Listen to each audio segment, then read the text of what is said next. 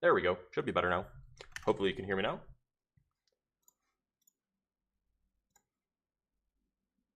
Testing, testing. Still can't hear me.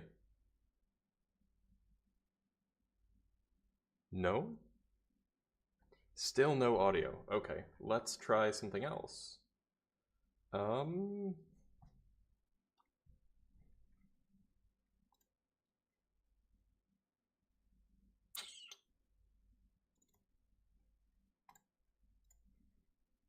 Testing, testing, testing. Oh. Properties.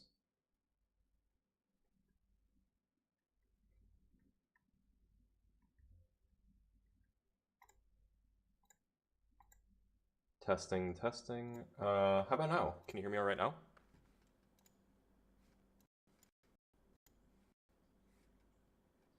Still nothing? Still, yes? Good? No? Still nothing? I'm aware. I know.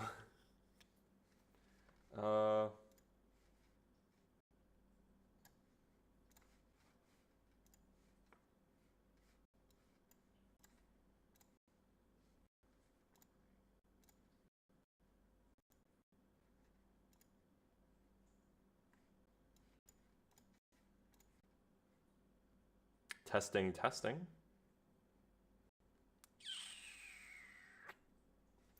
I know it's working on YouTube, I think. At least I know it's working on YouTube.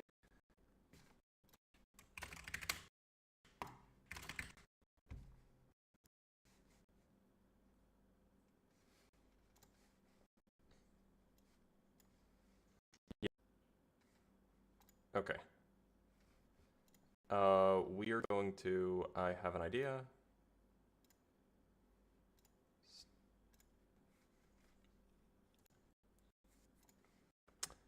Yeah, no, I know the audio is working on. Just gonna get this sorted really quick. It should be working.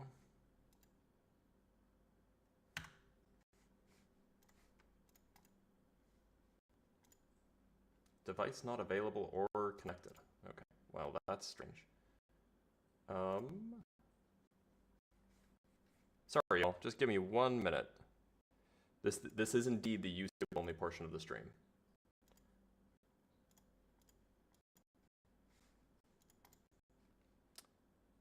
Okay, should be that. And then testing. There we go. Okay, so there will be audio on TikTok. It'll be delayed for some weird reason, but we'll make do. My audio is a little quieter. I'll just move it closer to the mouth. Actually, you know what? It is. I don't understand why this. Can you hear me now on YouTube? Hopefully you can hear me.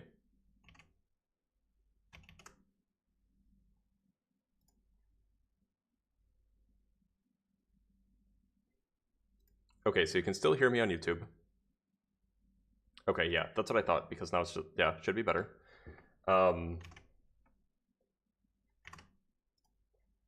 And hopefully, okay, you can hear now? All right, I don't understand why the audio mixer was just not picking up.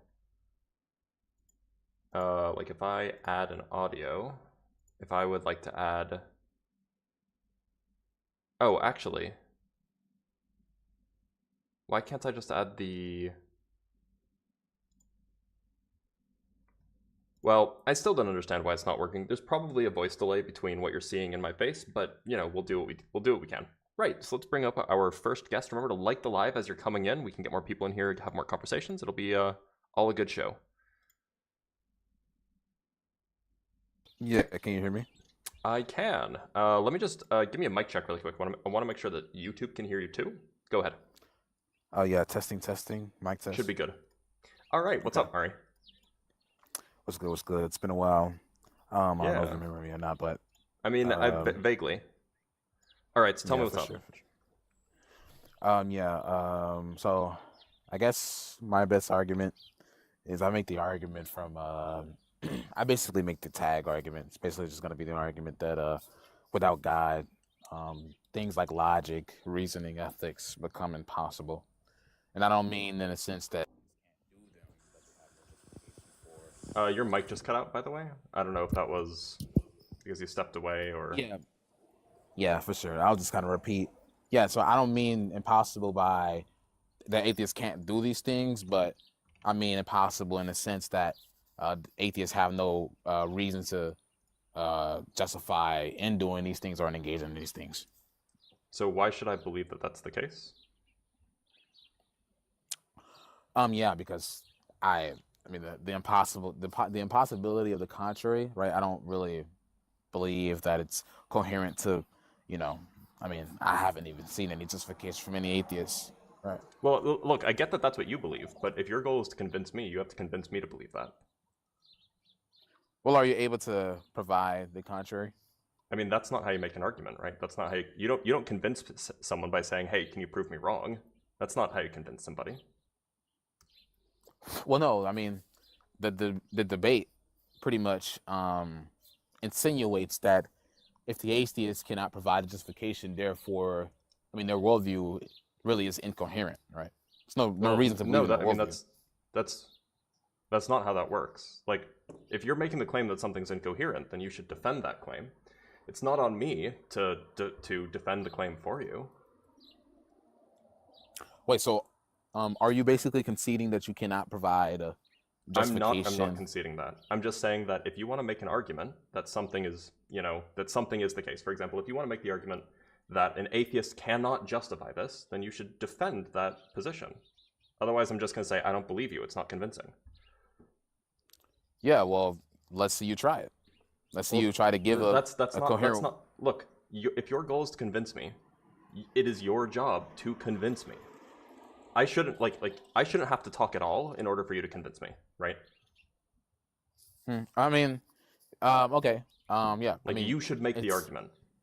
It's incoherent to believe that things like things that are universal, immaterial, and conceptual can exist void of mind. Would you at least agree with that? That it's incoherent. That it's incoherent. That repeat the four things. It's incoherent to believe that these things can exist. Things like logic, reason, ethics can exist, and these things are conceptual, immaterial, and universal. It's incoherent to believe that these things can exist void of mind. I probably agree with you on that. Okay. That those things probably require a mind in order to exist. I mean, like, insofar as they're conceptual, yes, I agree, concepts exist within minds. Yeah. Like, basically, that's gonna be true of these things are concepts. Like, these are concepts that are immaterial, universal, right? Do you believe that universal and immaterial, like, concepts can be grounded in non-universal minds? I don't know what you mean by universal in this context here. Like, I don't know what it means for a mind to be universal. I don't know what it means for a concept to be universal. So if you could explain that, that'd be great. You don't. I thought. Oh, you don't know what universal means? Not in this context. Like, if you mean something like always applies, then I wouldn't say that concepts are ever universal. Okay, what about? Oh, you don't believe in universals or particulars or anything? Well, I mean, like if a concept is something that you hold in your mind, somebody else could have a different conception of the thing, and so it wouldn't be universal. Yeah, I agree. Like, yeah, I agree. So I don't even know what it means for conceptions. Like, when I think of things that are universal, I think of things that are like global properties of the actual universe, not like concept. Like, for example, the notion of space is like universal. Space exists everywhere, right? Okay, so and that's like a physical thing in some sense. Or, like, we could talk about like the idea of like the electromagnetic field. That's like a universal property of the universe that it has this thing. But I don't know what it means for a concept, which is something that only exists in minds, to be universal. Okay, so then therefore, right? I mean, when it comes to something like logic, right? Mm-hmm. You just agreed that that's not something that's. I mean, it's not universal in your worldview. Does it really exist in your worldview? I don't know what it means for a concept to be universal. So if you have some other notion of universal that is different from what I'm thinking of, then that'd be great. Yeah, that it always applies. What does it mean for a concept to apply? What do you mean by that? To apply? Yeah, like a concept is like a noun. A concept, like you could have a concept of like a tree. It doesn't mean anything to say that a tree applies, right? Yeah, So no, I'm like, talking about. what do you mean by a concept applying? Yeah, like that. This concept is going to be always true. It's always going to be understood as what it is. Right? Concepts don't have truth statements. They don't have truth values. Um, concepts are subjects or objects, right? They're not things with truth value. They're not propositions. Well, the concept of logic, right, insinuates certain truth values. No, you can talk about the axioms of logic. Those are propositions. But Yeah, like, and that's what I'm. so if you're referring to Yeah, the axiom, and that's the thing that I'm talking about. Yeah, that's the thing okay, I'm so talking about. you're referring to axioms. Well, I don't think that we know if I don't even think it makes sense to talk about the truth values of certain axioms, um, like in some objective sense, because axioms are things that you kind of accept or reject based off of the situation that you're in. So like for example, you might accept, like if you're trying to talk about, I don't know, what would be a good example that you might be familiar with? Like, so if you try to talk about like vector spaces, then you're going to use the vector space axioms. And if you try to talk about, Euclidean geometry, you're going to use the 5 axioms of Euclidean geometry. But to say that like parallel lines never intersect is like universally or objectively true, it's just a weird statement to make. Because that's true in the Euclidean geometry setting, but it's not true in the non-Euclidean geometry setting. So like, Well, yeah, but those things. It's very funny that you mentioned that because all of that, right? I mean, the very propositions you're making, all of that's going to be governed by the axiom of logic, which is going to be the very. Well, that's not true. I would agree. Parallel lines always intersect doesn't have anything to do with the 3 classical axioms of logic.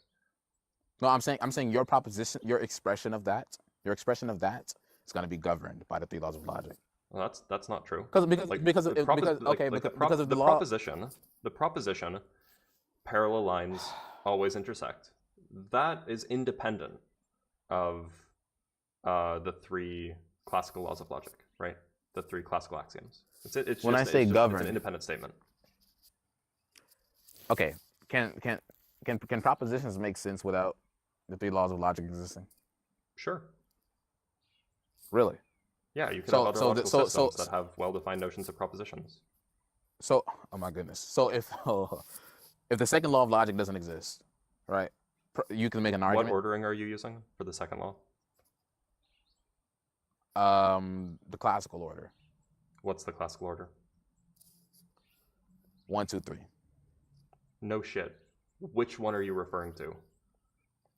Yeah, the law of non-contradiction. Okay, sure. Go ahead. Continue. Yeah. So can propositions be true without that notion? Sure, you can assign truth values without a law of non-contradiction. Really? Sure. Okay, so I can say the sun exists, and it can be that statement's always going to be true without the second law of logic. I didn't say that. Okay, so then it can't be true. So the proposition can't be objectively true. So okay, the statement parallel lines always intersect. You can assign that statement that proposition a truth value without knowing anything about any of the 3 laws of logic. You can assign that a truth value. Wait, yeah, okay, but you would have a hard time falsifying things. Sure. You would objectively. If you don't have a way of proof by contradiction, then you're going to have a hard time proving things or disproving things. But that doesn't mean that like you can't like talk about truth values. Like there are people who reject law of the excluded middle for a reason. Can your proposition make sense without the first law? Sure. It's not relevant. Okay. Like it's just not relevant to the question of parallel lines and intersections. No, that's not true. Because when you're making that proposition about parallel lines never intersecting, you're making obviously a proposition is going to be an expression about a certain subject in regards to its predicate or relation, right? So Yeah, sure. if yeah, so then if the first law of identity doesn't exist, right? Then when you talk about parallel lines, right? Like you could actually be like someone can mistaken you for talking about like I don't know a donkey's ass, right? I don't see how that follows. Yeah, because when we're talking about the law of identity, right, that obviously points out that everything's going to be identical to itself. If it's the case that's not true, right? If it's the case that that's not true, and it doesn't actually mean anything, and it doesn't exist, then Well, everything's I not mean identical that's to just not the itself. case, right? Like, all you need in order to have a well-defined proposition, you need a definition, and you need definitions for your predicate, definitions for your object, and then like that's basically it.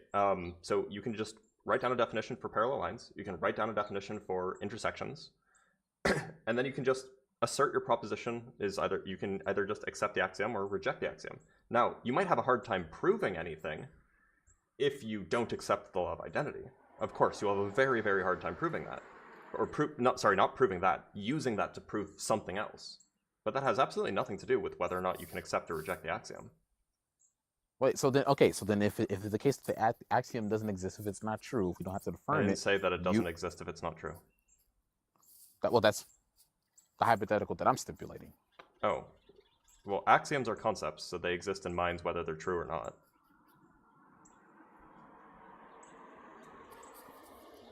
Okay, but if the axiom is not affirmed, right? If it doesn't exist, right? Oh, Then those are not the same. Like, if somebody doesn't accept an axiom, that doesn't mean that the axiom, that the concept that axiom is describing exists or doesn't exist.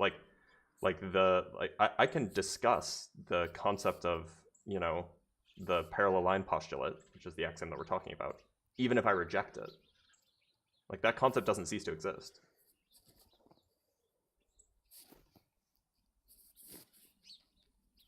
well, the reason why we're here is because basically, if it is the case that if obviously in your worldview you don't believe logic is universal, I believe that just proves my point that nothing can make sense in your worldview. If God doesn't exist, if these concepts don't actually exist, right, universally, ultimately nothing makes sense.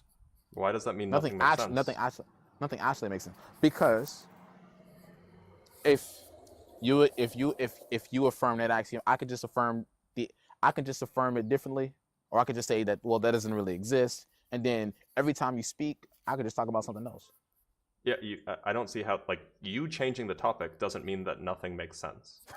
I don't just mean changing a topic, right? Because when you say that if someone were to talk about something else, then they're therefore changing the topic. That's you asserting the first law of identity.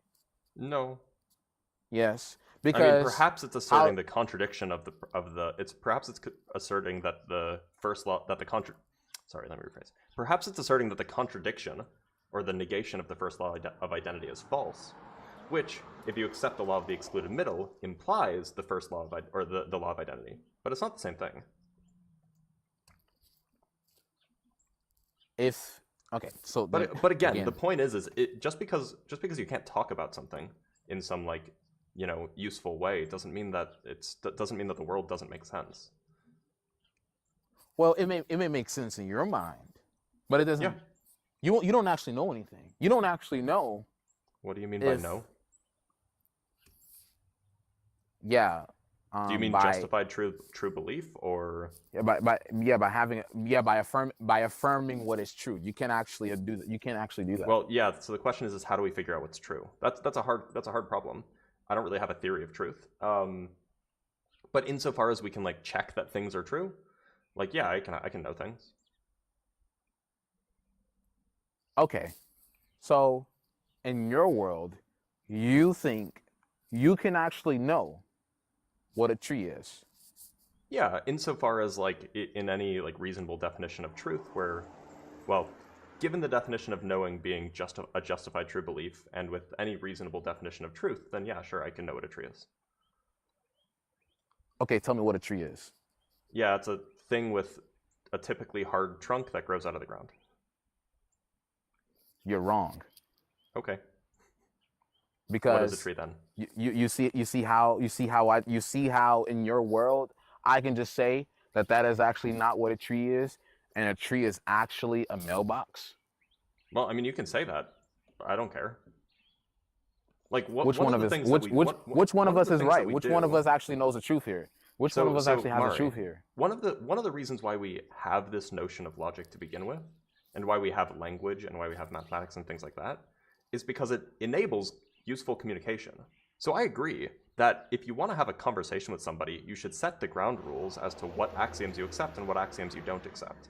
That'll make for good, like basically accepting definitions, accepting relations. These kinds of things are useful for having a useful conversation. But if you're just talking about like something being intelligible or like something making sense just internally, like I don't have to, I don't have to do any of that. No, I'm simply okay because obviously you would say truth is going to basically be the state of affairs in which, right, are you believing in the state of affairs that is in line with your interpretation of what something, like for instance, I don't if have a theory of you, truth, so whatever you're about to say is probably a straw man. okay, so you can't know truth. No, no, I didn't say that. I just don't have like some universal definition of truth that I always adhere to. Like I just don't have a theory of truth, right?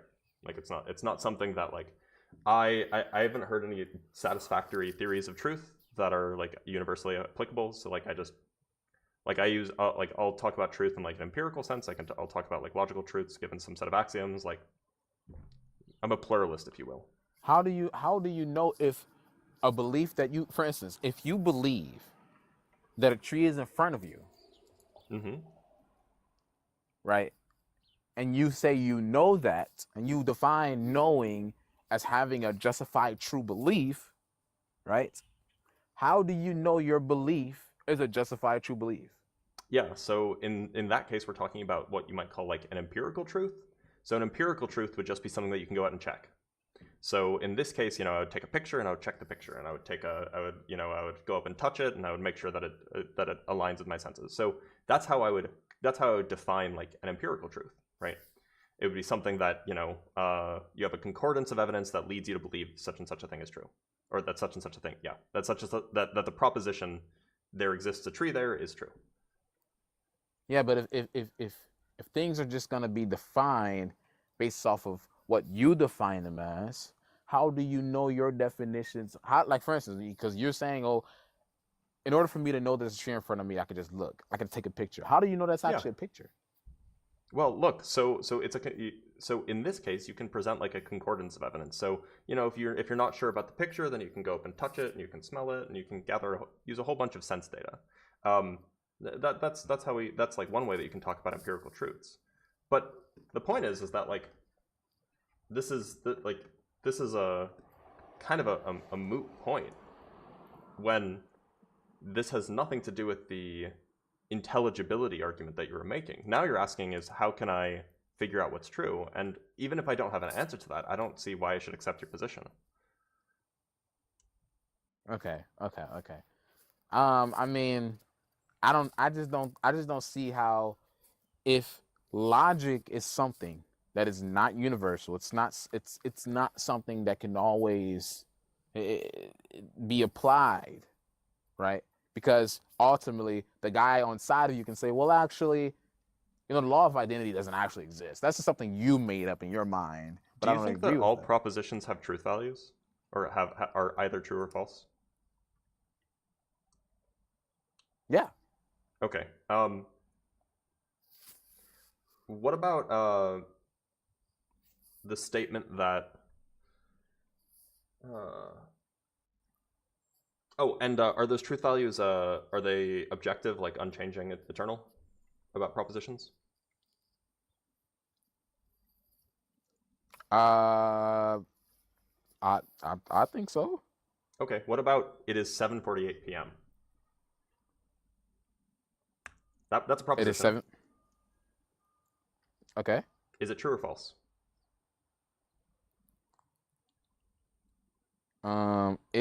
Well, I have to understand. What are you referring to when you say it? The time. The time. Mm-hmm. Well, there is a time that's 7:48 a.m. I said PM. PM. Yeah, Yeah, so is yeah, it yeah. true or false? Well, you're referring to something Yeah, that I'm referring is to the time. 7. My current time is not 7:48 p.m. So it's Okay. false. Well, so it was true. Like 30 seconds ago, it was true. Now it's false. Okay. And 30 seconds ago, it was true. I had a justified belief that it was true, and you had a justified belief that it was false. So this is one of those things that doesn't have a really well-defined truth value. That's because the grammar is being misunderstood here. Okay, what about the statement, this sentence is false? Is that true or false? Well, that statement is false. Okay, so if it's false and you accept the law of the excluded middle, that means that the sentence must have been true. That's a contradiction. I don't see how there's a contradiction. Okay. The statement is always going to be false. The statement, this sentence is false, what does it mean if that sentence is false? That means it's true, isn't it? This statement is false. Well, the statement... Okay, well then the statement is true then. But if it's true that this statement is false, then it's false. How? Because the statement is, this sentence is false. So if it's true, you have to just accept that that whole thing is true. But the sentence itself is telling you that it's false. Okay, what's your point? My point is that this sentence, the statement, this sentence is false, doesn't have a truth value. It's a proposition without a truth value. No, it has two truth values. Oh, so you reject the reject the law of non-contradiction? You reject the law of bivalence? Like what are we doing here? Wait, hold on. Propositions can't have more than one truth value in classical logic.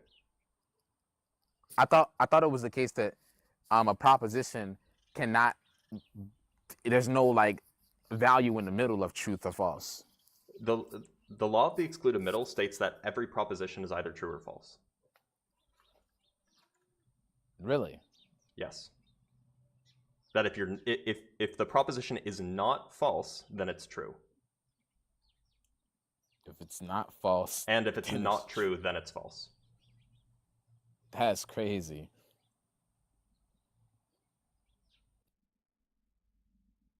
Oh, he left. Mari. One day he'll learn.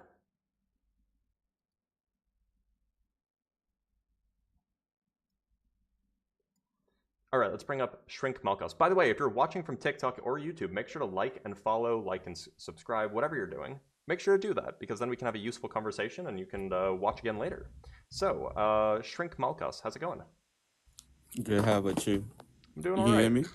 Yeah, I can. Which god do you believe in, and how are you going to convince me of it? So, I just wanted to let you know that, without God, you'll not be existing right now. How do you figure? Because just look around you. I'm looking. I see I see a lid for a yogurt that I ate this morning that I should probably throw away. Man, I'm a gremlin sometimes. I see somebody made all of those. Pocket knife. Yeah, somebody made that. I see a box of dice. Somebody made that. That's my point. Yeah, somebody made all of those things. You're right. Right. And how did they make them? They had to think in about a factory. it, right? Right. Step-by-step process. In a factory. Somebody thought about it, step-by-step process, and then create the products that we use today. Absolutely, that's how you make pocket knives and dice and yogurt. Right. 100%. Right. So, if that's the case, then is there any other thing that do we have, like, just randomly? Is there a random pocket knife around somewhere? Yeah, Have you well, ever I mean, seen like, such thing? I'm not a crystal girly. Maybe you know some. But crystals are things that just happen in caves on their own. Right, because they go under a process. Yeah. There's a So structure condition. There's a forms through condition. process. I agree. Right. So that's what I'm saying. Everything happens through a process. Yes, I agree. Right. All structures form through process. Sure. Okay. So Wait, hold on. so By the way, um, are you making the claim that it's a bunch of invisible tiny elves that assemble crystals? no, that's not what I'm saying. I'm Okay, just saying checking. that I'm just saying that there might be pressure conditions, temperature, um, heat or whatever. I don't know how the crystals are formed, but I'm just guessing that there is some type of natural conditions that has to be met for that pressure for that crystals to form. Yep, I agree. Okay, so that's what I'm saying. So everything has a junction, and for that to meet, you know, would you agree that um, everything is the same until another external force acts upon it and then changes, its motion or Everything changes the is the state of. same. Are you asking if I accept Newton's third law or first law of motion? Is that what you're asking? Yeah, something like that. That's what I'm trying to say. Like, a matter or a substance, is just the same until another external force acts upon it and changes the motion or changes the state or Not whatever. necessarily. There But are sort of but it's a exceptions to law. this. There are exceptions to this that show up in quantum mechanics. I Um, mean, okay, you're right, because quantum mechanics is spooky, so you're right about that. But what I'm saying, even in quantum mechanics, now we talk they have the string theory in quantum mechanics that says that everything vibrates at a certain frequency for the elements to form. So every element has its own unique frequencies, right? no. Okay, so how do you think those elements form? How do you Well, think we have a hydrogen elements, and like on the oxygen? period, elements on the periodic table are made Hmm. from protons, neutrons, and electrons. Right. The So different do elements they, have do they different have a number of spin? protons. Right. Do they spin or not? Do they spin? Yeah, Some of like them the have spin protons and the zero, some of them electrons. don't have spin zero. There are spin zero elements, though. Nah, that's not what I'm talking about. I'm not talking about how many shells are in there. I'm talking about the electrons and the protons in the elements. They all spin. They vibrate. Like there's Wait, no. are you talking about vibration or are you talking about spin? Because these are different things. I mean, going back and forth is basically spinning. Going back and forth is not spinning. I mean, it's basically spinning. So my pen is moving back and forth right now. It's also Right. not spinning. But you're making a circular motion. No, no, it was just back and forth. See, No, you like make it. this. Okay. Okay. My point is nothing is like um just sitting there. That's my point. Nothing is just sitting there. Everything moves. Everything Maybe has a that's true. motion. Okay. So wh- wh- where do you think that energy comes from? I don't think energy is a thing. I don't think it's like a substance. So how do you power your electronics to communicate with me and the people right now? With systems that are in a different state that's from their ground state. No, they powered by something. Yeah, they're powered by other systems that are not in their ground They- state. they're powered by the electricity you get from your house. Yeah, that's You one way get of putting it. But the technically electricity you speaking, get they're from your powered by house. systems that are not in their ground state. That's what I'm saying. The electricity you get from your house powers your devices, and we get to talk and share important information to people. Yeah, so where are you I, going with I, this argument? Like, so how are you gonna so prove so that so God is my, real my, my from point my point my improperly point talking about is energy? yes, my point is, so that energy that powers everything is the same energy that have you here today in this world, is the same energy that makes you grow food from the tree, and the food that grows from the tree you eat it, and it's good for you. You don't die from it. You Well, eat the food. I would suggest that you don't eat like the fruit of oh, there's a particular plant that you really shouldn't eat the fruit of. There are poisonous things, right? Not everything should be eaten. But people know you know those like there's differences. Like you know the food that you're supposed to eat, and you know what you're not supposed to eat. Sure. Okay. What does Because this have to do with the God? reason why, because nature is fair like that. Nature, gives you, the best of both worlds. What does this have to do with God? That's what I'm saying. So that I'm just trying to let you know that behind all of this mechanism, there is an intelligence, consciousness out there that we cannot understand. I don't So see why I should think that that's true. because okay, can you explain to me how do you even talk? Can you explain to me Yeah, like I have what? vocal cords. The air passes through them. They vibrate. It causes sound waves. Yeah, so don't you think that's a design? No. It's not a design. What you mean no? Well, I mean, it's a like it evolved naturally. So Yeah, it designed naturally, little by evolve. little. Wait. So design typically implies a designer. I don't think it has a designer. Well, it do has a designer But that's because the the point in contention. Why should bec- I believe bec- that? bec- because you as a human being, you have vocal cords, right?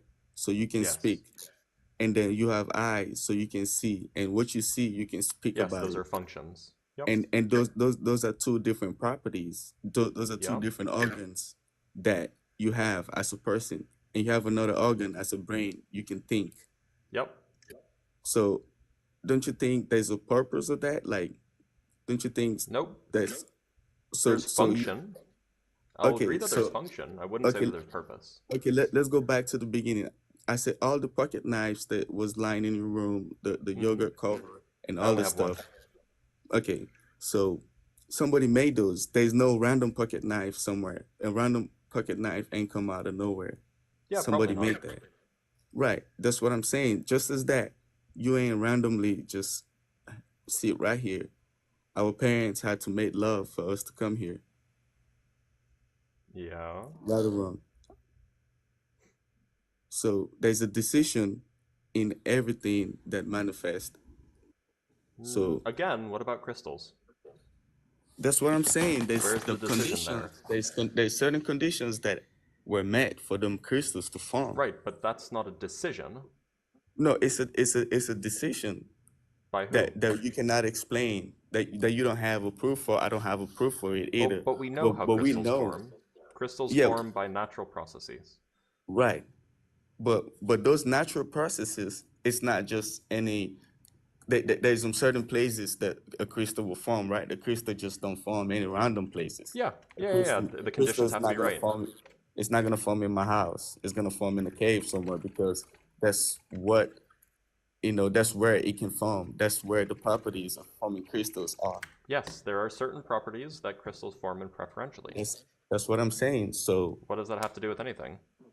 that's telling you that there's an intelligence in those formation, the process. How It, do you know it that there's intelligence there? because it's energy. That seems unrelated. Like I'm trying to tell you that the energy had moves. Energy makes everything happen, and that Okay, energy what does that have to do holds with the intelligence? information. So What does that have the to do with intelligence, intelligence? the intelligence that you don't believe in What does moves. energy have to do with intelligence? That's what I'm saying. The intelligence that you don't believe in is the energy. Wait, the intelligence is the energy? Yes. Energy isn't energy is a number. It's not like a What do substance. you mean energy is a number? Yeah, like You 6 cannot you joules or like 300 joules or that's 380 foot pounds. that's an It's a number. approximation. No, No, no, that's energy is just a number. It's no not no like it's a property. It's not that's a substance. quantifying. You quantifying it. It's You energy can is only quantified. There is no notion of okay energy that's not quantified. right, but you don't know how to measure it really. You can't measure energy. If It's only calculated. Energy cannot be What I'm directly saying, measured. you can quantify it and say this is 6 joules, this is that joules by, you know, the output of the energy. But what I'm saying, you cannot even create the energy. You cannot destroy the energy. Energy is not a substance that could, in principle, be destroyed. It's not a substance. That's what I'm saying. It's not even a substance. So that's what I'm Yeah, so saying. it's a number. It's not a substance. It's a It's not. number. It's not a number. A number. It is A a number. number. It's a number No. with units. No. You don't. That's quantified. It's quantified and put a number has been attached to it. So let's say right now, your name is Dr. Blitz. Mm-hmm. That's what is being attached to you. So 6 joules. Right. So I am a something, and then there's a description of me. That's right. Like so that number handsome is the or description 7'6" or the number is the married description to a of how temp, the right? amount. There are descriptions of me, and then there's me myself. Right. Energy So doesn't that have a number, substance that it is. It's just a description of a system. just as how we're here today, we don't know how to explain anything. We don't have no proof about God or anything. It's the same way you cannot.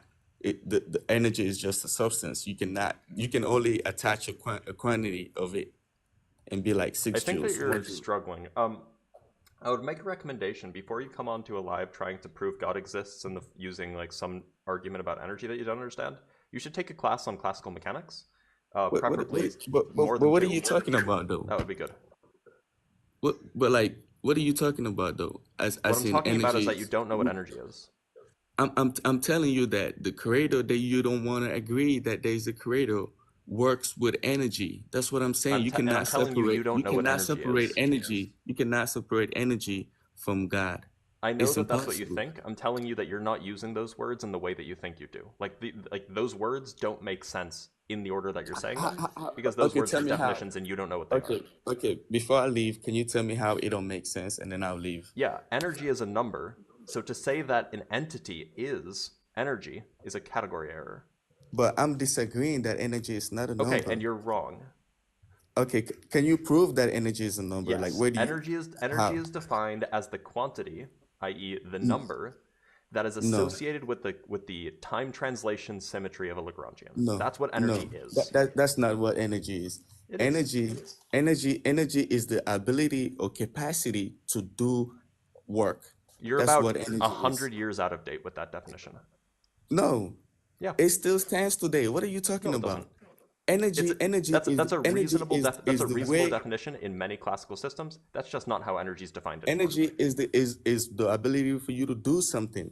No, Without energy, you energy cannot is do anything. energy is a quantity associated with the time translation invariance of a Lagrangian. Energy is not That's a what it is. quantity, bro. You can energy is like it's like I'm saying your name is Dr. Blitz, but you're not really Dr. Blitz. That's what is being attached to you as Dr. Blitz. No, You can say 6 joules, 1 joules, but that's really not so. energy. Look, That's how we this is why understand I'm energy. saying. This is why I'm Okay, so saying you for should go take example, a classical physics course for so you can example, learn what energy actually is. It'll probably take 2 or so 3 courses, and you'll need some functional analysis as well. but you're not giving me any reasons though. You're not giving me no solid proof though, because you That's just don't what really like you can even go know pull what it. energy is. You can just go pull this up in a textbook if you want. Okay, you know what? Give me a second right now, and I'll Google what energy is, and we can see They're going to what give you Google the says. definition that's 100 years out of date. No. Google has to give us the latest. No, That's it what won't. I'm. It won't. Why not? Why not? Because the definition that Why I give not? you, the actual Why definition, would is too Google lie to technical me? for Google. Why would Google lie to me? What? So Why are so you? so are you telling me that you're What you smarter should than the do? people at Google? What you should do is Are you you should go smarter pull up than a Google? classical. Yes, you should go pull up a classical mechanics textbook. Wow. Okay. Preferably a Lagrangian mechanics textbook. Now I know Yep. that I'm just wasting my time. Okay. Thanks for being here. Yeah. So if you want to know the definition of energy, or if you want to know the definition of momentum, then you should go look in a classical or a Lagrangian mechanics textbook. That's what you should do.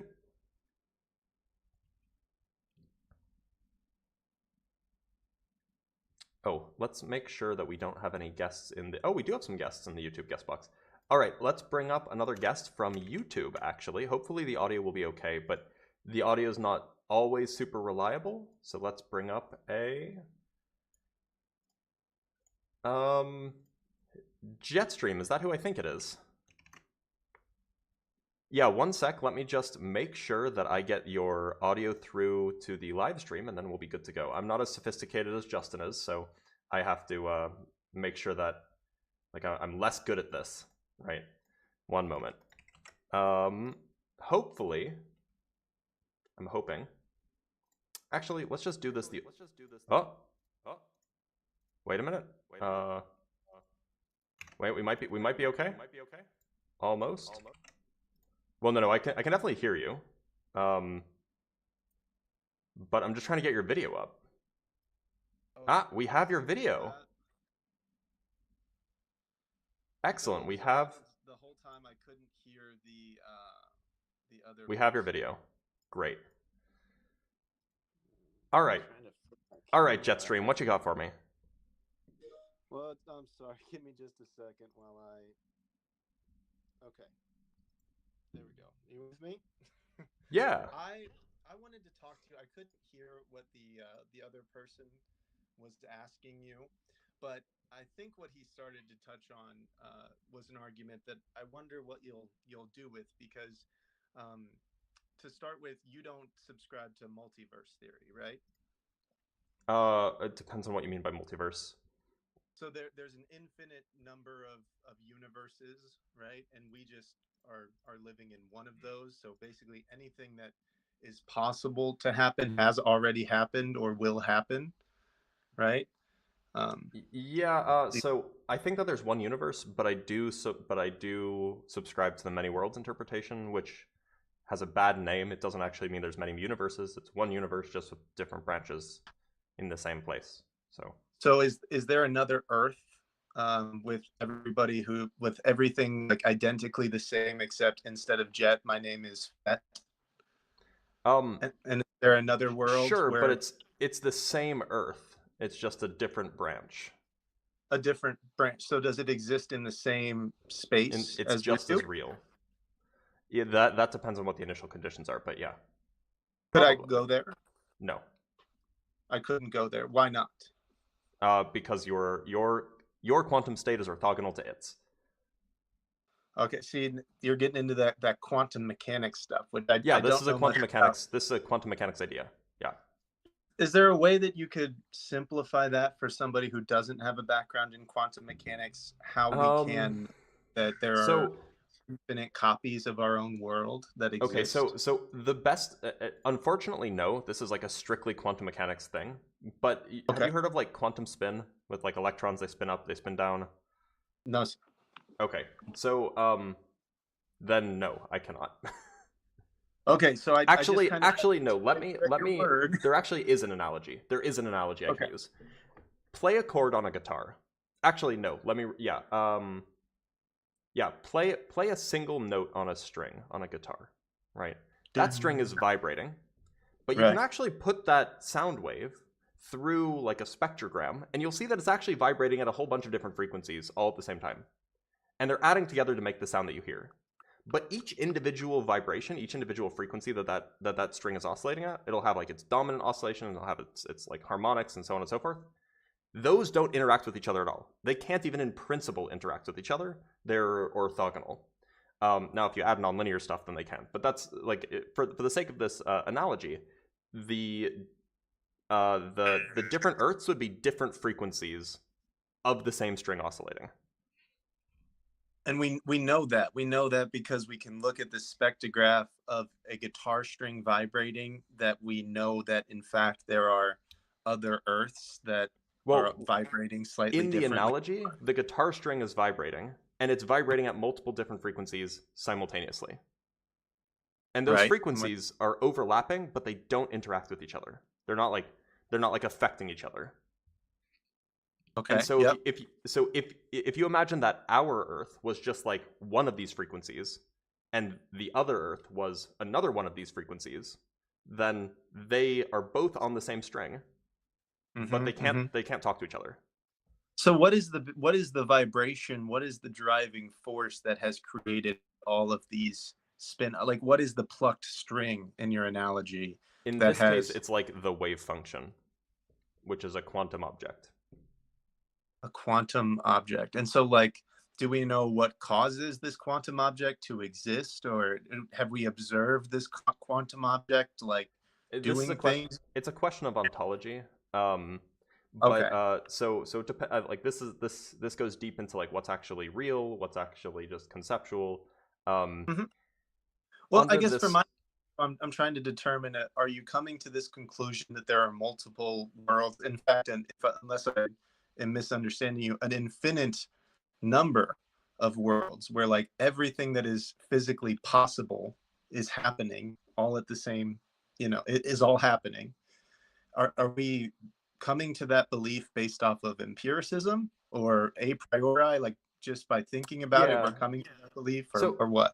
So it's kind of two things. So one, we have a lot of data that says quantum mechanics is true, right? Like you do an experiment, you have some equations that quantum mechanics tells you the experiment should do, they match up, bingo bongo, you have quantum mechanics.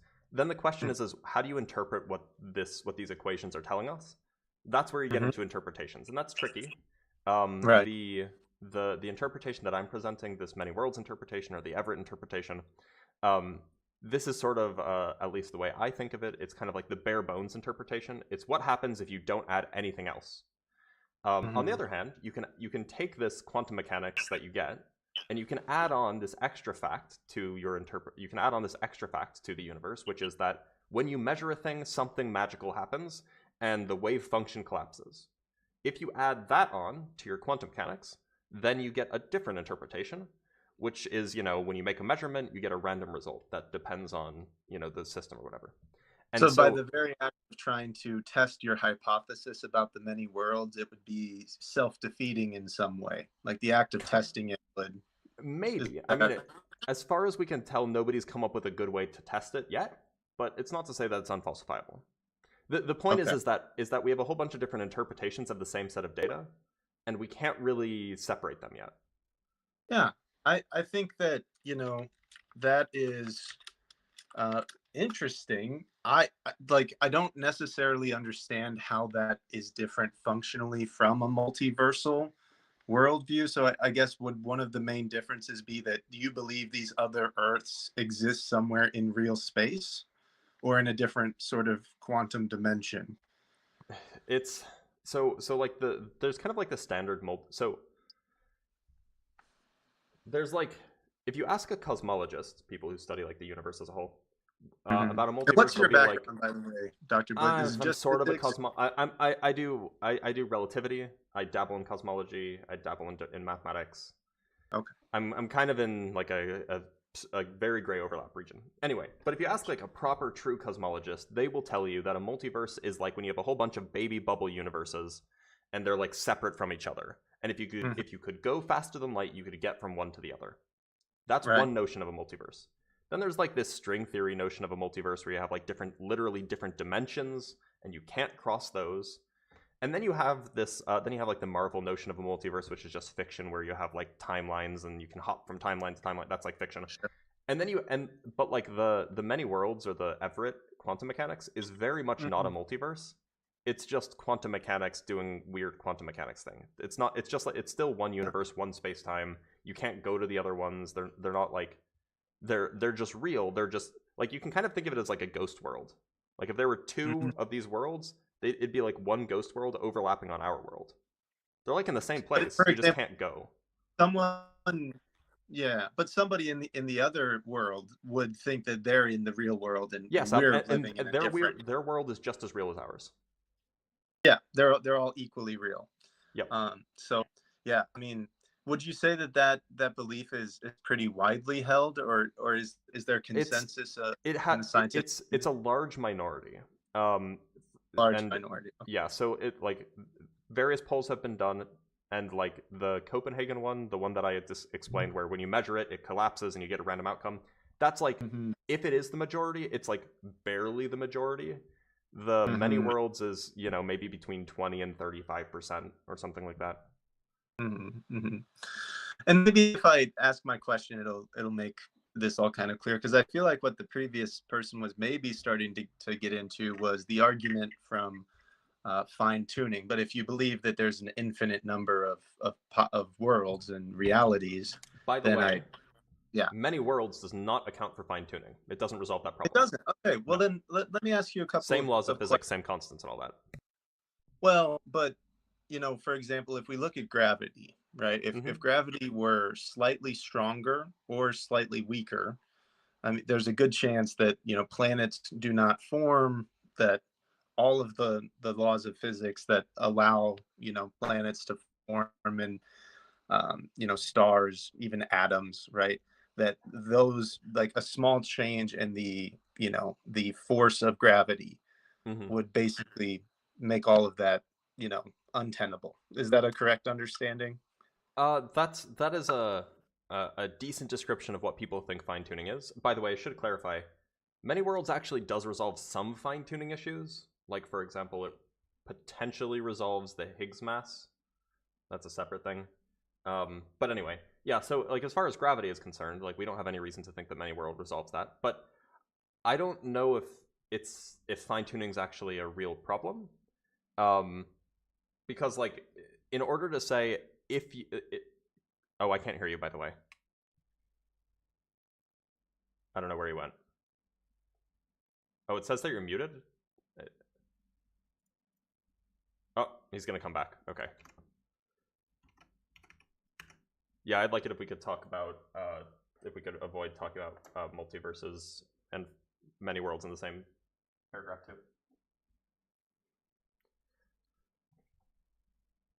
All right, let's bring Jetstream back in. I can, let me re-add you to the... yeah, go ahead and give me some, a mic check. Your audio is not coming through, but I can hear you. It's just not working on. Sorry about that. I don't know what happened. Oh, okay, it is working? Okay, working now? Yeah, Working okay, we're now? great. Yeah, all right, what's up? So, okay, yeah, so go gravity, you were saying that it's not really, you don't feel like that's it.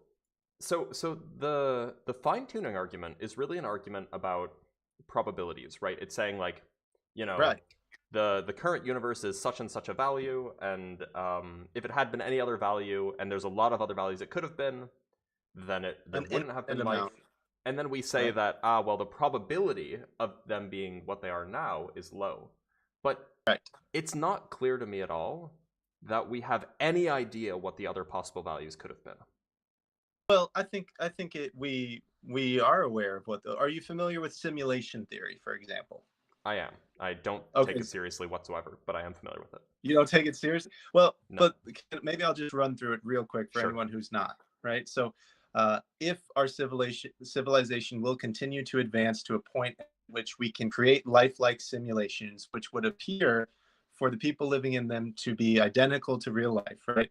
If we will eventually reach that point and create these simulations,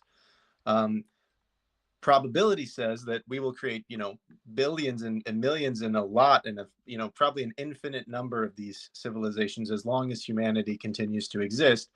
The likelihood that you are in the real world, because there are so many possible realities when you factor in these simulations, the likelihood is very low that you exist in the real world.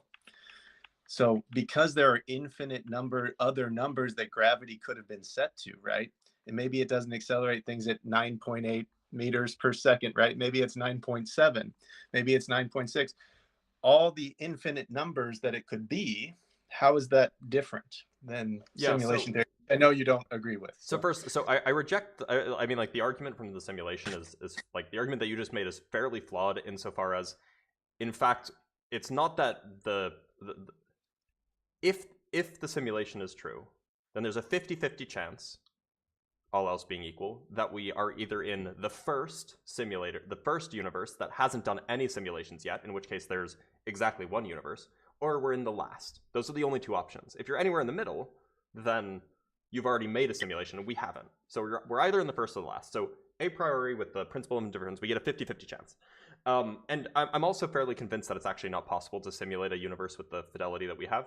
But that's a separate point. All I'm saying is that we only have one universe to go by, and we don't have any we've never observed the constants being anything else, and so we don't even know we don't know what what intertwined properties are required in order to have a universe to begin with.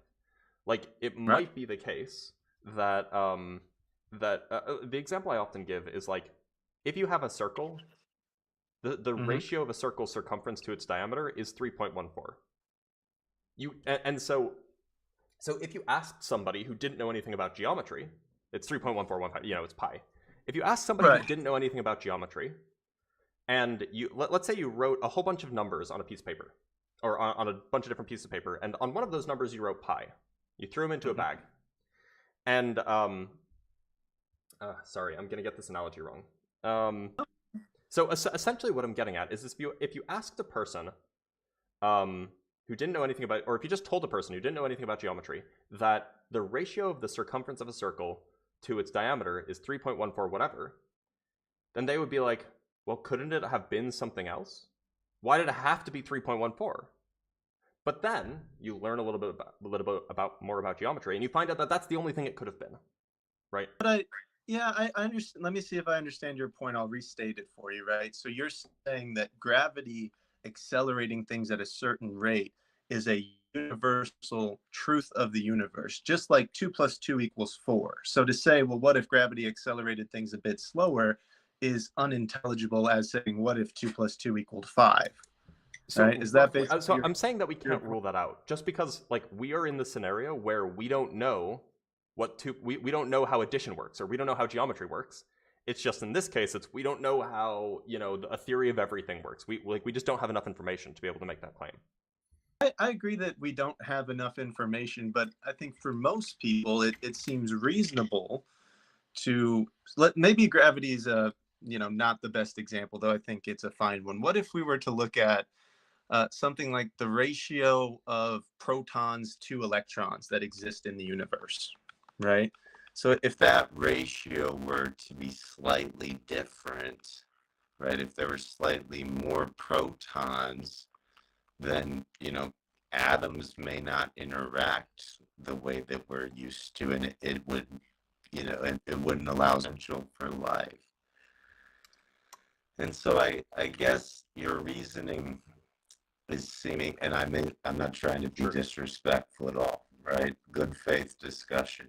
It seems a little bit circular to me, right? Be any different? Well, that's inductive reasoning that, we're starting from a place of we know very little, right? So how are we so certain that gravity must behave the way we've observed it? I think it's possible that on its face for these fundamental forces to behave different. Sure, right? But we should just be agnostic. We just don't know enough. So to use, all I'm saying is that to use something that we know essentially nothing about as a positive argument in favor of a very strong metaphysical position, it just seems like a mistake. Well, I guess, do you see that somebody who is looking for meaning might view the precise nature of their reality and attribute I mean, like if people use that, like I can empathize with that position, sure. Yeah. I think I can. I guess I'm trying to empathize with your position, and it's just like once we start getting into, but so how does your the rules of physics were just so that because life has been created? Depending on how these constants are, depending on how they're determined, unless they're determined dynamically via a quantum process, which we have no reason to think that they are, the equations are the same. The constants are the same in all of these universes. It's just saying that the actual state that's governed by the equations are different. But the equations, the constants are all the same in many worlds. And yes, Ethan, I sorry, I do have to clarify. I know it's specific. Yeah, I mean, well, there could be. And I'm just clarifying this for somebody who is trying to correct me, but they're actually wrong. It is specific quantum events that cause the splitting. However, if that splitting happens early enough in the universe, then those quantum effects can become macroscopic. Anyway. Yeah.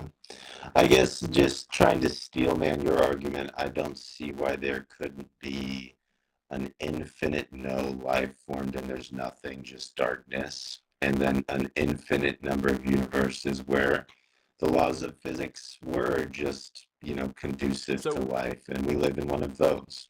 yeah, Or I should so say if it's the universes, I case that should the say constants worlds. of our Worlds, universe right? are dynamically determined, like think of the analogy is think of like a pen, like that's standing on its tip. It has like a chance of falling in whatever direction, right? And so like if the constants of the Yeah. universe are like, oh, by some quantum process, it happened to fall in one direction rather than another, and that's what fixed the constants, then yes, absolutely that would apply. We just don't know if like these constants are determined in that sort of random quantum process or if it's something more fundamental. If they were determined, would that lend credence to the argument from intelligent design? No, From your it would actually perspective, it if we knew would that, mean that we you made a absolutely discovery. could explain it all away without invoking separate universes. You could just explain it with standard quantum mechanics.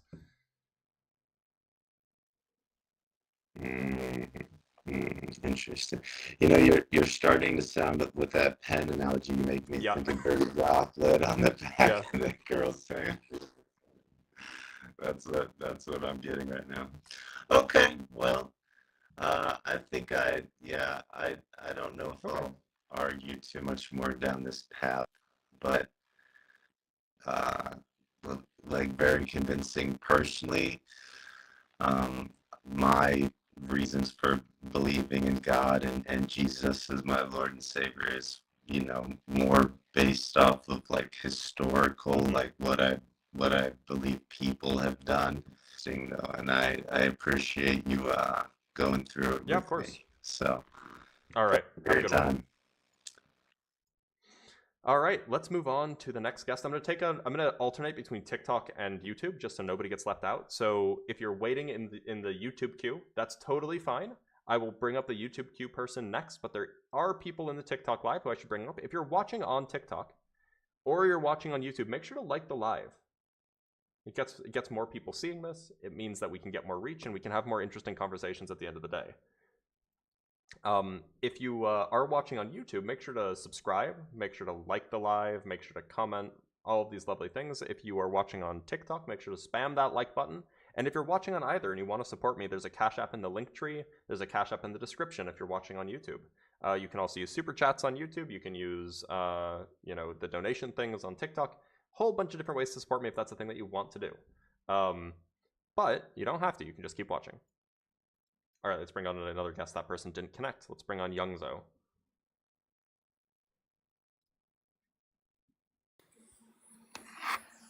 Youngzo, how's it going? Hey, can you hear me? Yeah, I can. What do you believe? And how are you going to convince me of it? So I am more leaning towards deism. I don't believe in organized religion, but I do believe in intelligent creation to some degree. Now, a lot of people do say, God, Jesus, it could be aliens, it could be ourselves. I do just believe that there is foresight into kind of everything. Okay. Why should I believe that?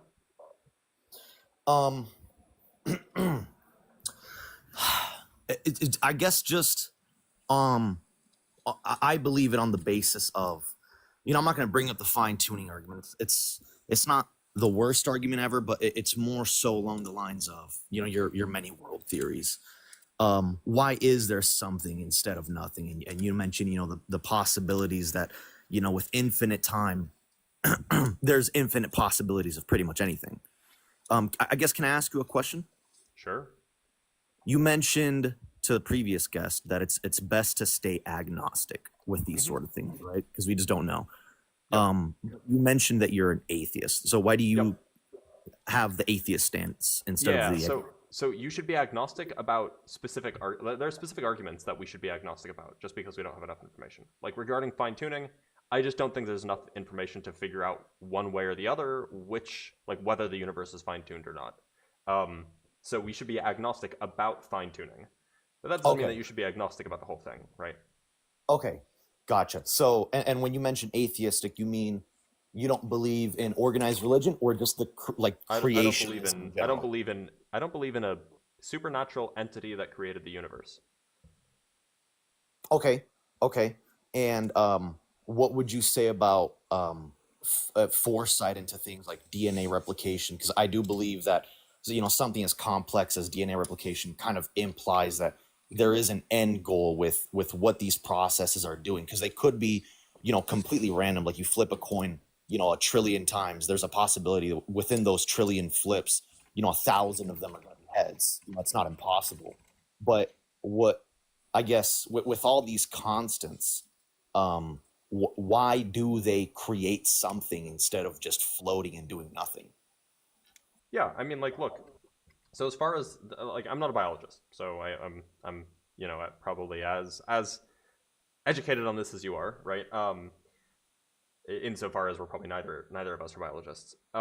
Now, that said, DNA, like, life does seem to be rare. It seems to be kind of difficult to make life in general. It's at least not present on Mars, as far as we can tell. It's not present on the Moon or on Venus, as far as we can tell. But there's a lot of planets, and so even if something is rare, then I don't see why it still couldn't happen naturally. Okay, so something. Okay, so it's really rare. Okay, got it. And I guess that's the line of ignorance, is we don't know how rare it is because we can't see the entire universe or all the worlds. We only see that we are the only species of intelligent species, at least a fully sentient that we can know of. But and again, like you said, you probably know as much as I do about biology and DNA replication and the rarity of life and all that. But because human beings are rare, is there a possibility, at least in your worldview, that there is some reason for us being here instead of just randomness? What would you say is the possibility of that? Well, I mean, we are here, but if you're asking how, like, it depends on how big the universe is, I guess. Like, if the universe is infinitely large, which it might be, we don't know, then the probability is 1, right? It's 100%. If the universe is finite in size, then it depends. We have to figure out how likely it is that life can form on any given planet. We need to figure out how many planets there are and then do the math. Okay.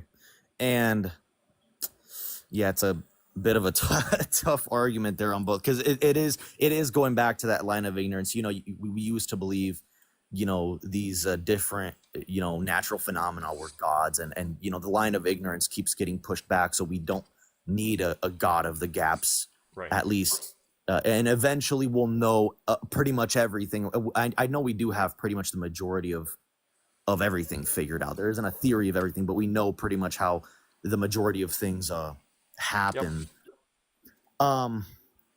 I guess it's just difficult because I don't believe in a creation or in God based off of faith. Like, I just want to feel, because I don't believe in heaven. I don't believe in the organized religion. But I just, it's hard to wrap my head around how difficult it is to just with randomness, create order. And I do believe that there is agency with energy and with just the universe in general. Do you believe there is agency in chaos and randomness? No. Okay, why not? Well, agency seems to be a thing that minds do. And so I don't see minds in, like, I don't know, hurricanes.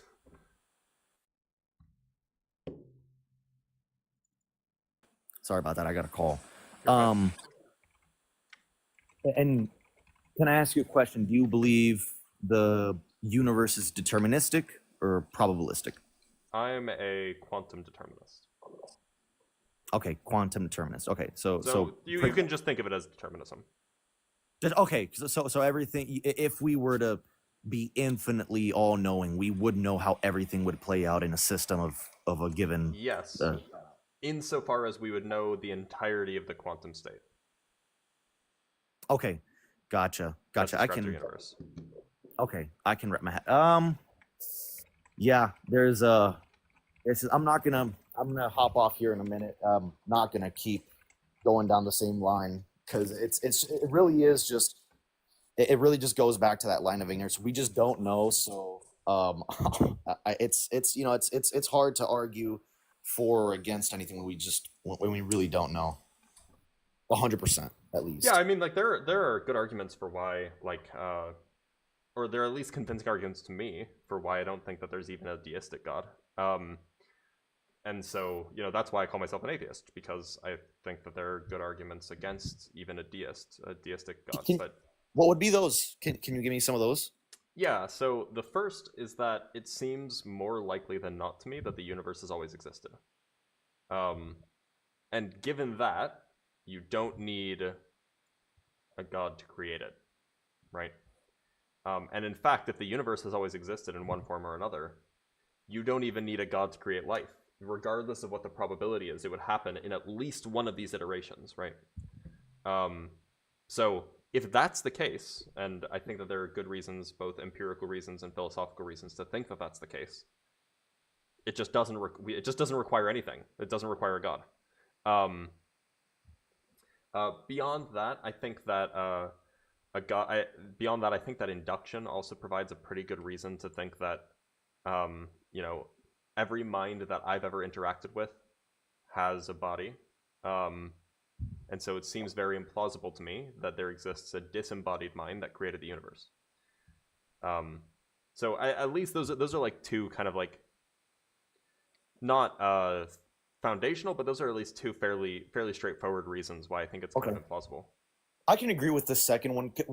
And when you say there's a pretty fair chance that the universe has always been there, can you give me, you said there was an empirical reason, can you give me maybe a philosophical or empirical reason why you believe the universe has probably always been there?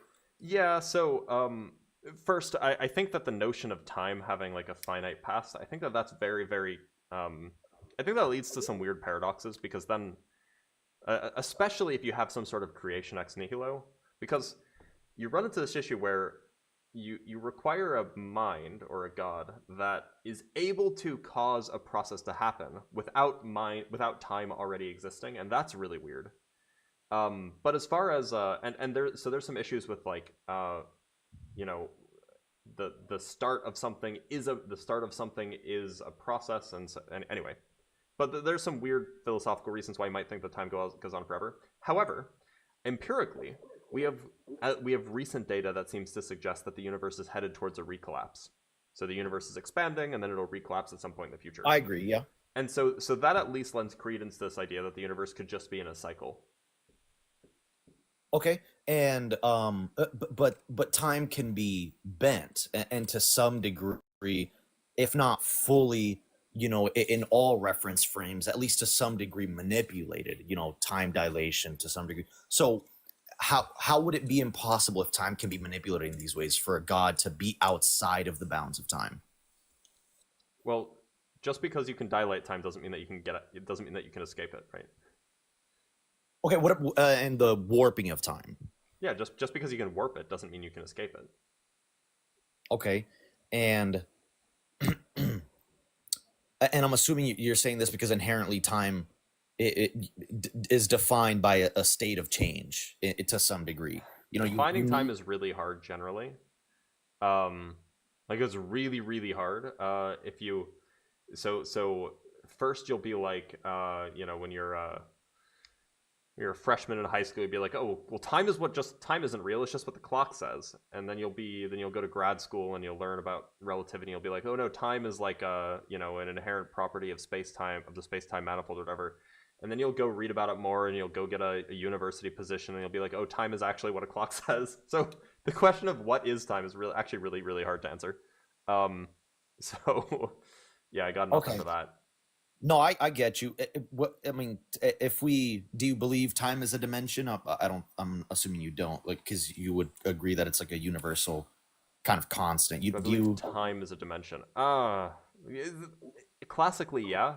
But who knows what the proper way to define time is on a quantum level?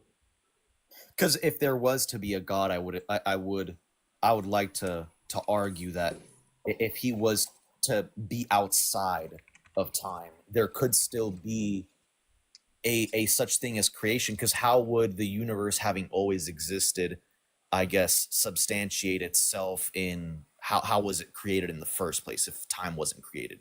Well, it doesn't need a creation if it always existed, right? Okay. Um, but how did time so time has always been. Well, at least that seems plausible. Yeah. Okay. And the possibility that time alongside a god, those two, do you think those two things can coexist? Well, Time if having you're- always existed with so a god. if you have time that always existed, and space as well, this would include space. Like the universe always existed, time, space, all that stuff. You could say that a god exists, but it just wouldn't have any additional explanatory power. It would provide you nothing for your understanding of the world, right? Okay, so if time has always been, space has always existed, and through processes that we just weren't alive to see or understand, similar to a human race being created, there was a random infinite chance that another sapient sentient race was created, or a god was created out of those same fundamentals, and he in that universe was to have created the basis for human life to be able to coexist just in a more rapid speed, so we don't have to wait quadrillions of years. What would you say about that? I mean, you could say that, but the point is that the universe has always existed. It doesn't matter how long you have to wait. And so one of the reasons why you might say that you need a god to explain life is because you say, well, what's the probability of life existing without a god versus what's the probability of life existing with a god? But if the probability of life existing without a god, even if it takes a long time, is large, or 100%, then you get nothing by adding a god. Because life will arise when it arises. If it takes a long time, then that life will have just not noticed that it's been a while. Okay, I believe that if because both those things can coexist. I believe, even if it doesn't add anything, you're right, it doesn't really add anything because it's going to happen regardless. But I believe there is a fair chance that the beings that came before us in a different collapse or a different cycle of the universe wanted to create the next universe, kind of thinking about the next generation in an image that maybe was similar to human beings or similar to them, and just maybe go along that route. I think that's not impossible. Would you agree that's not impossible? It's not impossible. I just don't see it just doesn't, like, as far as a theory goes, like for explaining some phenomenon, it just doesn't add anything. It doesn't seem to add any sort of explanatory power. Okay, and but you would agree it doesn't have to add explanatory power for it to be potentially valid in someone's worldview. Yeah, sure. I'm not telling you that you can't believe. I'm just No, telling no, you.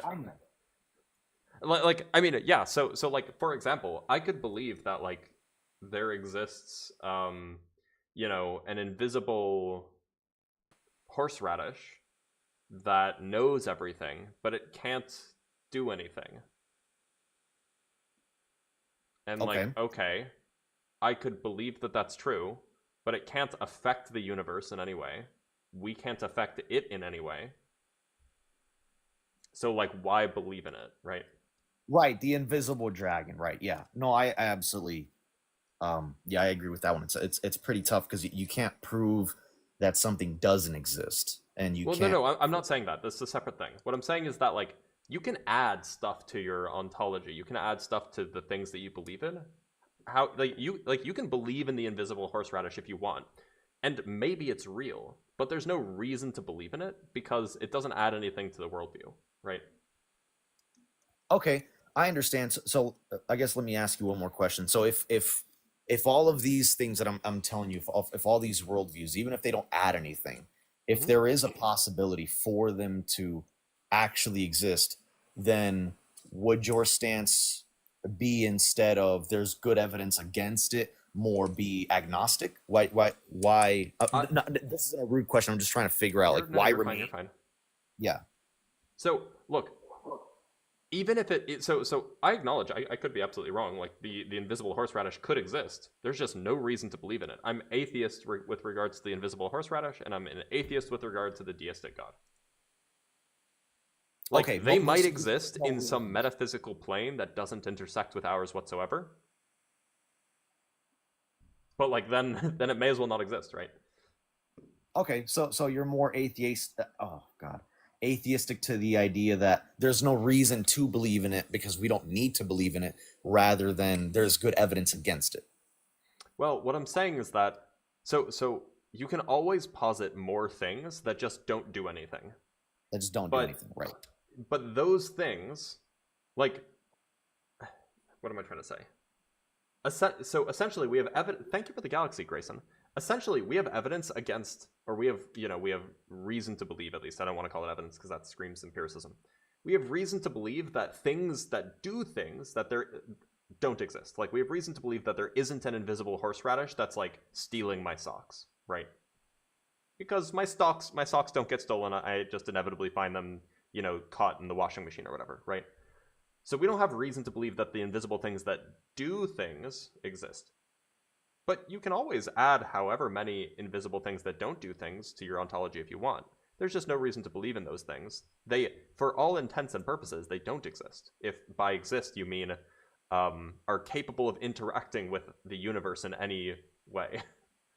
Okay.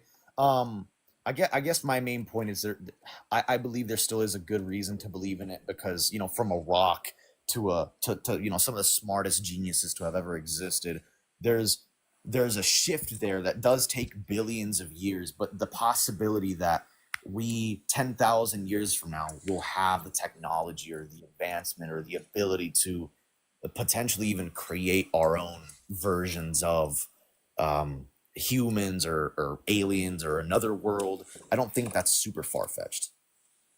Well, yeah, but then you'd be able to interact with those things. That's different from the invisible horseradish that can't do anything. Okay, and I guess that would be more stepping into like kind of the Matrix theory, like that we're all in a simulation that we created for ourselves because we're bored from eternal life or whatever. Which I'm assuming you don't. I don't take it seriously, no. You don't take that seriously, right? I don't either. I mean, it's not like I guess when I talk about it like that, I guess I understand what you mean, because it's like, while that is not impossible, there's like, it's kind of weird to think about it and believe it. It's tough. I mean, you got me there.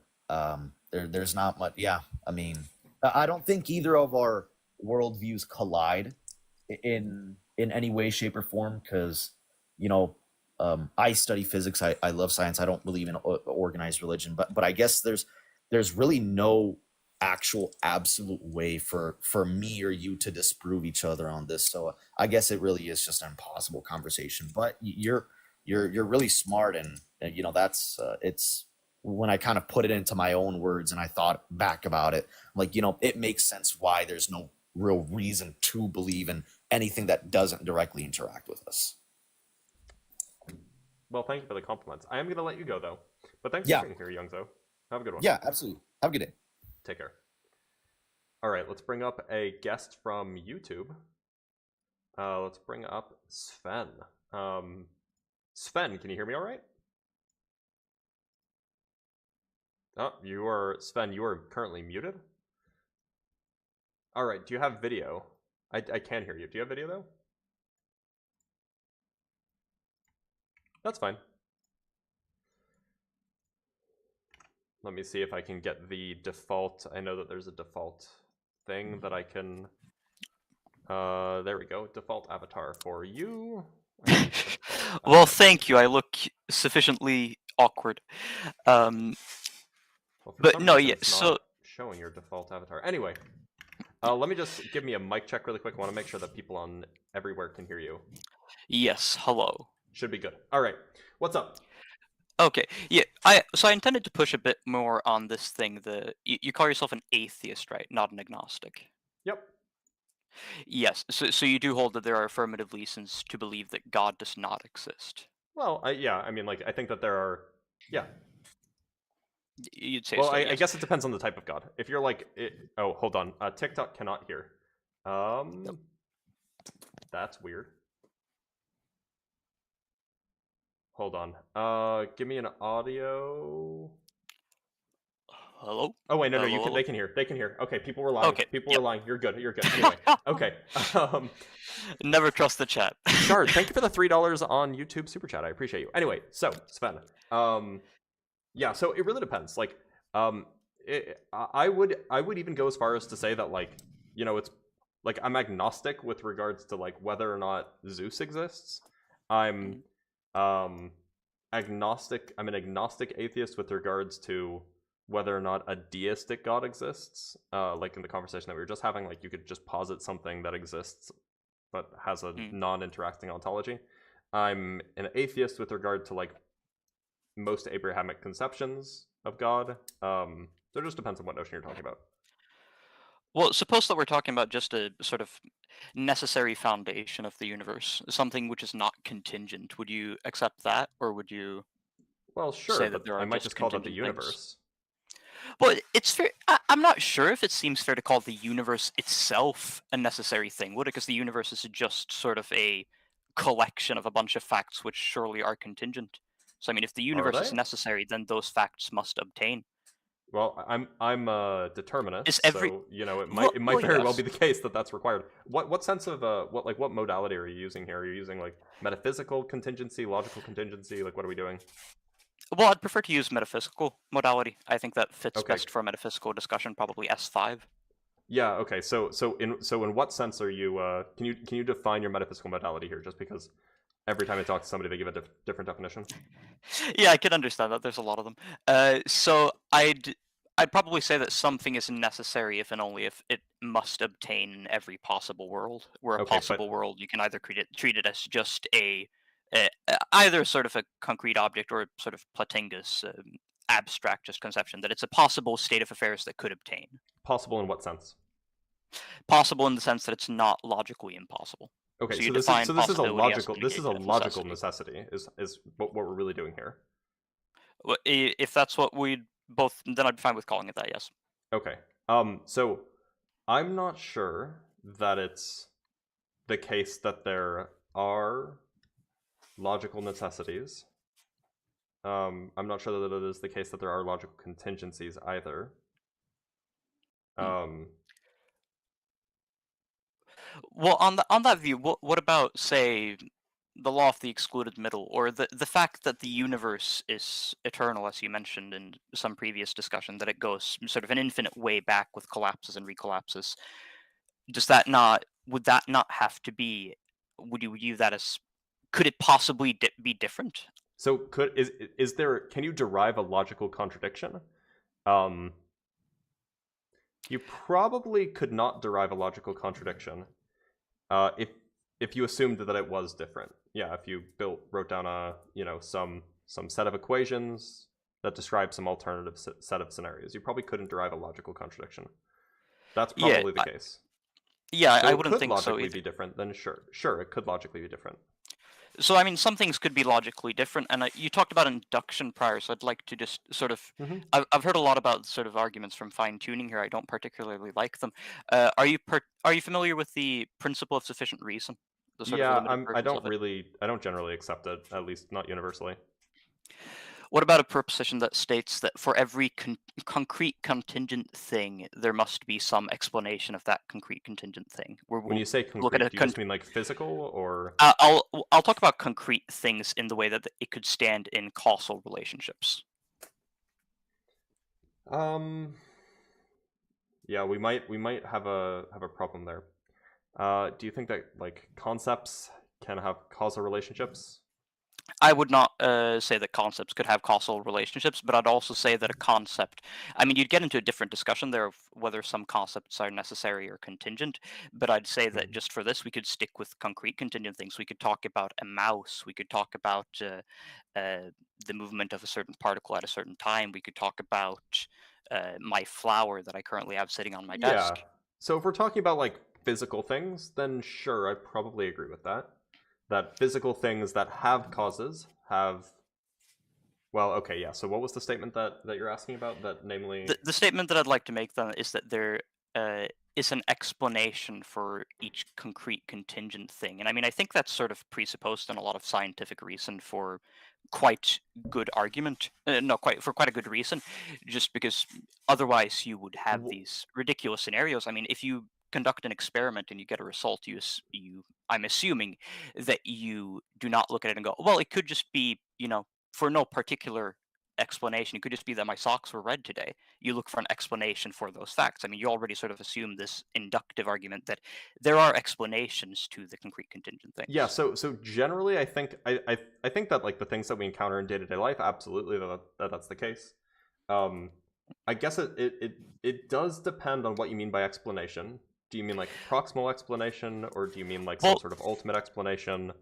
I don't think you need to go as far as ultimate explanation. I think we could sort of just limit it as to. I would have to say that it has to be factual. So if A explains B, then both A and B have to be true. But I'd also go ahead and say that you could have a probabilistic explanation, you could have a completely true explanation, or you could have a just sort of complete explanation. Explanation would generally just be a because sentence. Yeah, okay. I think that's okay. So there's some issues here. I could see a notion of some sort of explanation that, like, the standard example is like some sort of spontaneous quantum phenomenon, right? Yes. That's a tricky thing to explain. Now, you could say that it happened because of quantum mechanics, but it's not a very satisfying explanation. Would that no, it's qualify most as an certainly not. explanation in this view? I don't think it would. I think that, I mean, quantum mechanics, I would defer to you as the expert there. I don't think that I can in any way measure up to you there. But I would say that, for an example, you could, at least according to some views in my understanding, have probabilistic explanations within quantum mechanics. But I would also be willing to say that, in general, when we talk about this inductive reasoning, we could simply say, as you said prior, that, well, there are simply more investigations to be done. A because explanation will at some point be found. Well, so Simply because it has been found everywhere else. It definitely, well, yeah, okay, sure. So it depends on which interpretation you take seriously in quantum mechanics. But there, like, for example, if you have a spin state that's 50% up, 50% down, and you make a measurement, you'll get one of those. But as far as we know, again, under the Copenhagen interpretation, there isn't a reason why it was up rather than down, or down rather than up. At best, you could say, well, because there's a 50% chance. And if that counts as an explanation, then okay, sure, we can put this example aside. I just want to make sure that that's the kind of thing that counts as an explanation. I would say that yes, if it's a probabilistic explanation, it would indeed count as an explanation. I Okay, think it has sure. to be able to illuminate some of the stuff. But if we would say that that's simply just the base of it, then yeah, I would say that that's where we get. Okay, so in that case, I would say that the things that we are familiar with, as ranging from quantum mechanics to galaxies, absolutely these things, things that have some sort of causal relationship, these things have explanations. I would agree with that. Yeah, so I suppose then that you'd resist the extension to if we consider the fact that the specific concrete things which exist do exist. Yeah, well, so the question is, so you're asking, what is the explanation that the electron exists, right? Well, no, I'm asking you to think of a big fact, the big fact F. The F simply contains that this is the fact that the concrete things which do exist, all of them, they do exist. So that, so to be clear, are you asking for an explanation for like that concept, or are you asking for an explanation for any given set of concrete things? I'm not asking for an explanation. I'm just asking of whether or not you would agree that that principle then would extend to the fact that the very contingent things that do exist, and not That some I'm not different sure set of contingent things. Why? Well, so the notion of having an explanation for a contingent thing is really tied to our ability to reason about things that are like us, like stuff. But I don't know how good our reason, or how well our reasoning applies to things that are everything, right? And it sounds like special pleading, but the collection of all things is really a different thing than an individual thing within that collection, right? Well, I don't think it's special pleading. It's an argument that's been made quite a lot within like the literature of philosophy of religion. So I most certainly wouldn't say it's special pleading. It's reasonable, but still, I would then just simply say that if we say that what about an explanatory regress, an infinite explanatory regress? That wouldn't be Grayson. explanatory in any real way, would it? Well, okay, so I generally don't have an issue with that. I generally don't favor any one particular horn of Agrippa's trilemma. Grayson, thank you for the galaxy, by the way, and cyber deconstruction for the glasses as well. I can't, like, an infinite regressive explanation or a circular explanation or, you know, an explanation ending in a brute fact. They all seem equally dissatisfying to me. So I'm not, like, particularly, like, against infinite regresses any more than I am against brute facts. Well, when you say brute facts, are you talking about necessary facts or are you talking about brute contingent facts? Either way. Either way, okay. Well, because then I would say that you'd need some necessary fact. It doesn't need to be God. It could just be a necessary foundation of some sort, a necessary event or something of that kind to explain all of the contingent things, because a contingent thing could impossibly explain itself. It wouldn't be possible. You can't have Well, I mean, why can't you self-explanation. have a circle of explanations, for example? Well, I'd say that a circle of explanations just doesn't work because it's not explanatory. It's Well, not. okay, but It's neither not- neither are any brute facts. Brute facts aren't explanatory because they. Well, okay, I should be clear. I'm not sure if there are necessary brute facts. I don't know what that would look like, because, like, at least logically, I could just imagine that that fact is not the case. And unless there's some obvious contradiction, then it's not necessary in that sense. Well, I do think that imagination can sometimes be a poor guide to possibility, because, I mean, I could imagine God existing, but I don't really think I could use that in an argument, simply because, you know, it's an implication that if God possibly exists, then God must necessarily exist, just from how you'd look at God, at least within the sort of just classical theistic perspective. Right, but if it's possible That's that sort of God the doesn't ontological exist, argument, all then that. it's then necessarily. Then you get then you get Graham Oppies. So it's still 50-50. It's completely useless. So I have an issue. I have an issue with this kind of and like I don't have a good way to formalize this. But the fact that we end up in this kind of issue where we can't even really know what's contingent and what's necessary in, like, a logical sense makes me very, very skeptical of this whole line of reasoning and way of thinking about the world. Like, it just makes me very, very skeptical of it. I think that you could end up in some conclusions regarding what's necessary. I think that you'd simply be able to look at, I mean, there's oh god, what's it called? Supervolitional thin red line theory has a I have pretty no good idea what that accounting of is. possibilities. Yeah, fair enough. Think of possibilities like a tree branching outwards. So you'll have that at every moment where something could possibly happen, you'll have different branches going out. What is possible is something which is true in one of those branches.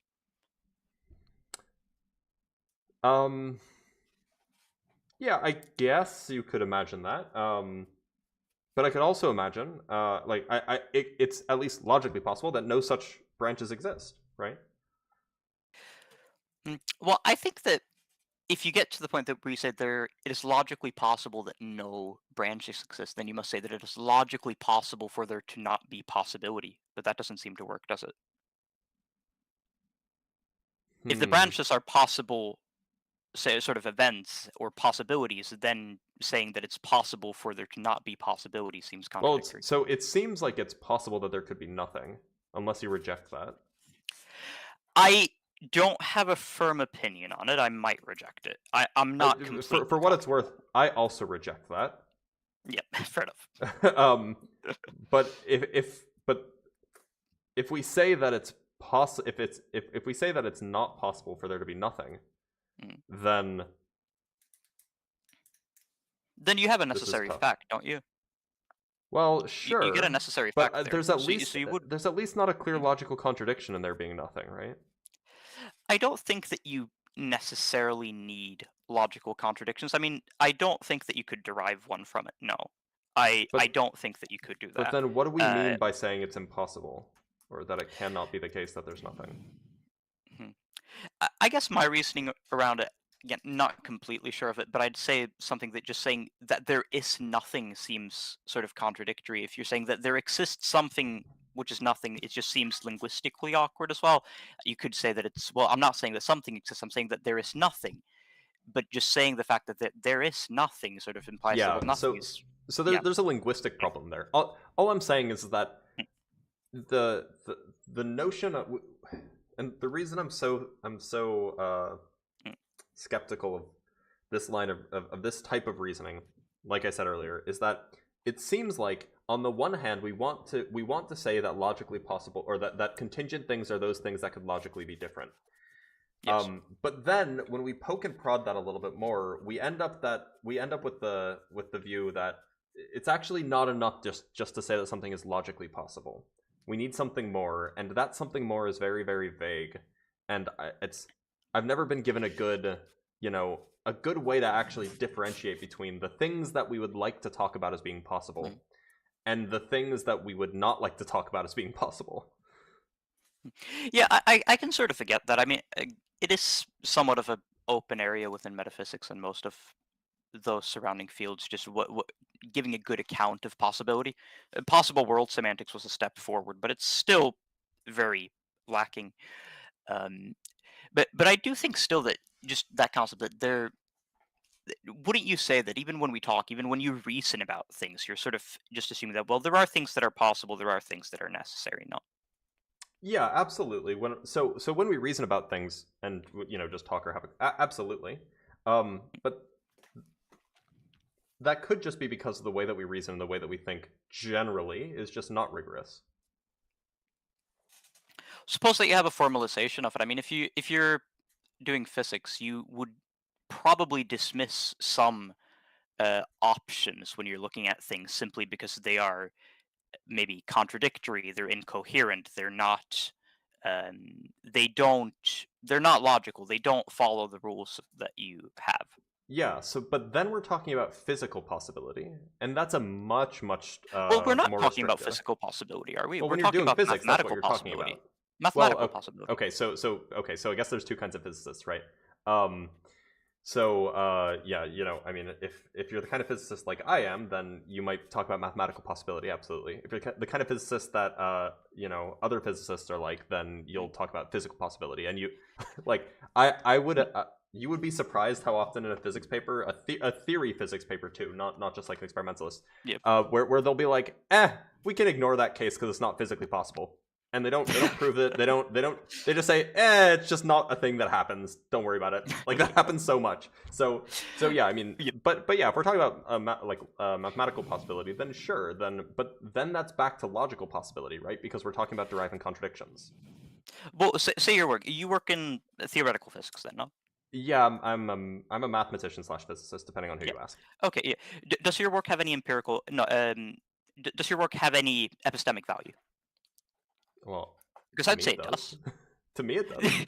Well, I'd also say it does, wouldn't it? Wouldn't you? Well, I guess you'd have Obviously to read it, right? it has... maybe you disagree. I'm willing to give you the benefit of the doubt. Fair. But we would say that it has this epistemic value simply because it seems to be following these logical laws. No, we can dismiss some of them as simply not being coherent with physical possibility. Or maybe some wouldn't. Maybe they'd argue that our current conception of physical possibility isn't well developed enough that there actually are there are way more dimensions, etc. Sorry, that didn't sound like the end of a sentence. No. Yeah. No, okay. Yeah. So I mean, I guess what I'm saying is that yeah, like there are. Actually, no. Want to repeat what you said? Because I don't think I understood what you were trying to convey. Yeah, so I mean, what I'm mainly trying to get at is that I think that there is at least in reasoning, whether it's everyday reasoning that's not very rigorous or more rigorous reasoning like the ones that I imagine you would do in your theoretical physics papers, we sort of do assume that, okay, well, these logical possibilities, these physical possibilities, they do have some it's not empirical, sorry, epistemic value. Oh, yeah, sure. But in the former case, when we're talking about like, you know, non-rigorous reasoning, when we're talking about, you know, like maybe I'll go to the store, or you know, it's possible that they'll be 5 minutes later, it's possible that they'll be on time. When we're using that kind of reasoning, it's really vague what we're talking about. And so it's not even clear what like realm of possibility we're talking about. And when we're talking about like, you know, mathematical proofs, we're talking about logical possibility. But if we're so if we're talking about like logical possibility, again, we're back at the problem of logical possibility seems far too open for what we really want to consider. And this kind of non-rigorous notion of possibility is far too non-rigorous to even give us a good definition of what we're talking about. I agree that the language of possible worlds is useful when we're talking about things that we have a good understanding of, like when we can agree on what the range of possibilities are. But when we're talking about things that we just don't really have a whole lot of access to, like we don't have access to like a metaphysical world really, at least not in a way that we all agree on.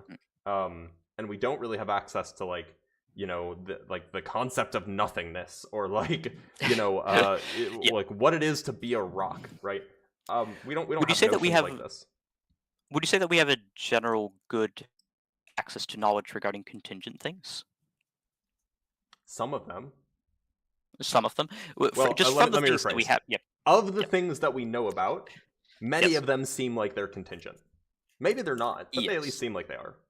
Yeah, and I mean, I do think that we at least have some pretty good knowledge regarding explanation of sets of things. I mean, we could consider, for an example, just that we have 3 different phenomena which need explaining, but you could also have a sort of the set of those explanations. The fact that of those things, the fact that those 3 things are happening might also need a explanation.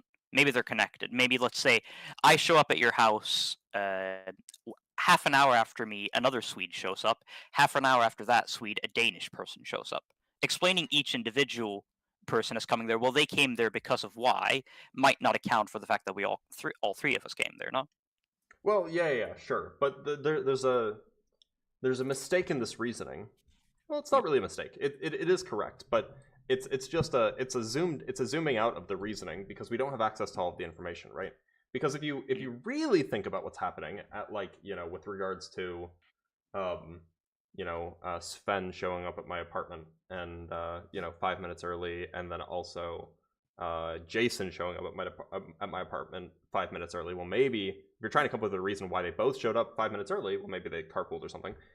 But if you really dig down to the nitty-gritty, they're not 2 separate things that need explanation. It's one thing. It's namely that why was the universe in this particular configuration of fundamental fields or whatever. And that's one thing. That's like, there's one, you know, one multiplet of fields that are in a configuration. We need to explain that. So that's a very different thing that we just usually don't reason that way about it, because it's hard and awkward. Fair enough. Can we say that, though, it's sort of analogous? I mean, it seems to be one fact that we're reasoning about, which is why did 3 Nordic people show up at your house at these intervals of time? So, sorry to use the example if it's a bit awkward.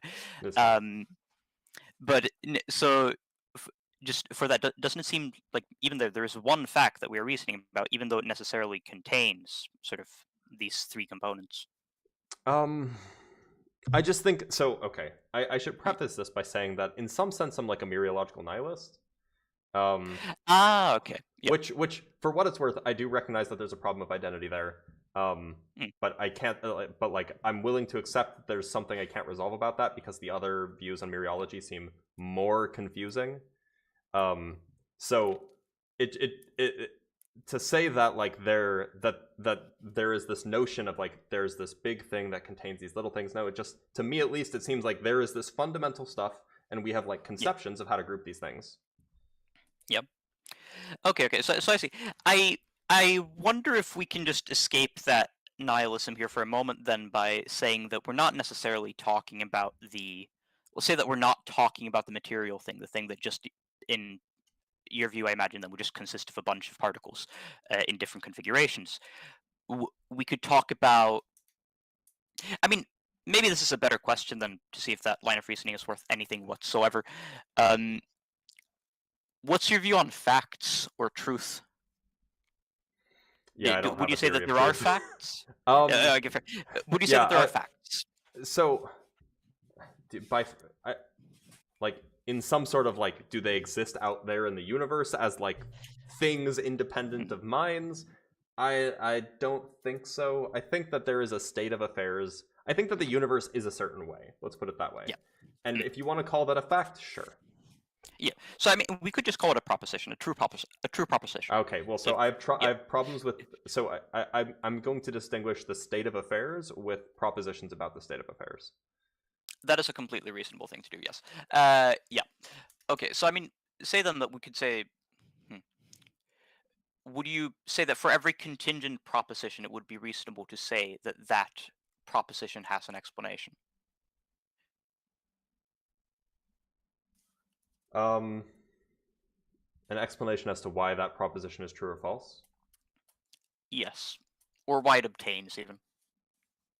Yeah, maybe. We could also do it for states of affairs, I guess. Well, so I think that if we do it for states of affairs, I think that we get a little bit stuck. I think for propositions is probably fine. Okay. So, I mean, first, how do we get stuck with state of affairs? Well, because states of affairs aren't propositions. Like, and it requires a mind, at least insofar as minds exist, it requires a mind to describe them with propositions. Okay. Now, I would be yeah, happy to say that one state of affairs, like, is, explained by some prior state of affairs. I'd be happy to Yes. say that. That's fine. Yeah, and I imagine then we just get back to the infinite regress point. Right. Yeah, so that's fair enough. Yeah, I would, because I do feel like we sort of get stuck. I didn't bring with me some particularly good notes on the infinite regress issue, because I do remember that I think it's Alexander Prush and Joshua Rasmussen. They have some papers on that. and Yeah, how there's you a could paper. There's a paper get out about. of it. Yeah, I actually did read the paper, but I found out about the paper from a YouTube video actually, by Joe Schmid. Yeah, I also love that guy. Yeah, I think so. So there was this recent. I read it. Or I read it like so long. Wasn't even that long ago, but it's hard to internalize these things unless you read them very closely. But there was an article that Joe Schmid and a collaborator, I don't remember who the collaborator was, wrote that described a Say Alex Malpass. Was that it? Because they did write an article pertaining to an argument from Proust. So the argument essentially involved, and this is just the imagery. Remembering is just imagine like a circle of light bulbs that turn off. Are you familiar with what I'm talking about? I one might light bulb. be One familiar. light bulb turns on if the one light bulb that's one unit counterclockwise is off. Oh yeah, I'm familiar. It was this paper on resolving the causal paradoxes. Yes, it was infinite that. causal paradoxes. Yep. Yeah, I remember. It was that. Yep. And so like I'm not. I haven't like I've heard some convincing arguments for, or rather, I haven't been convinced of thinking. I haven't been convinced that infinite regresses are impossible. I'm also. I think. Go ahead. Yep. Go ahead. Sorry. No, you first. Oh, I would make a distinction between causal regresses and explanatory regresses, because an infinite causal regress, I don't think that's as problematic as an infinite explanatory regress. Because if we accept of this PSR that we've accepted, yep, good. So for what it's worth, like I don't accept the PSR as like universal. Well, in the way that we've described it, in the way that you've previously accepted it. I'm willing to tentatively accept it for like all of the stuff, all of like the physical stuff in the universe. Yes. But like that doesn't explain. And then I imagine that's very restricted, right?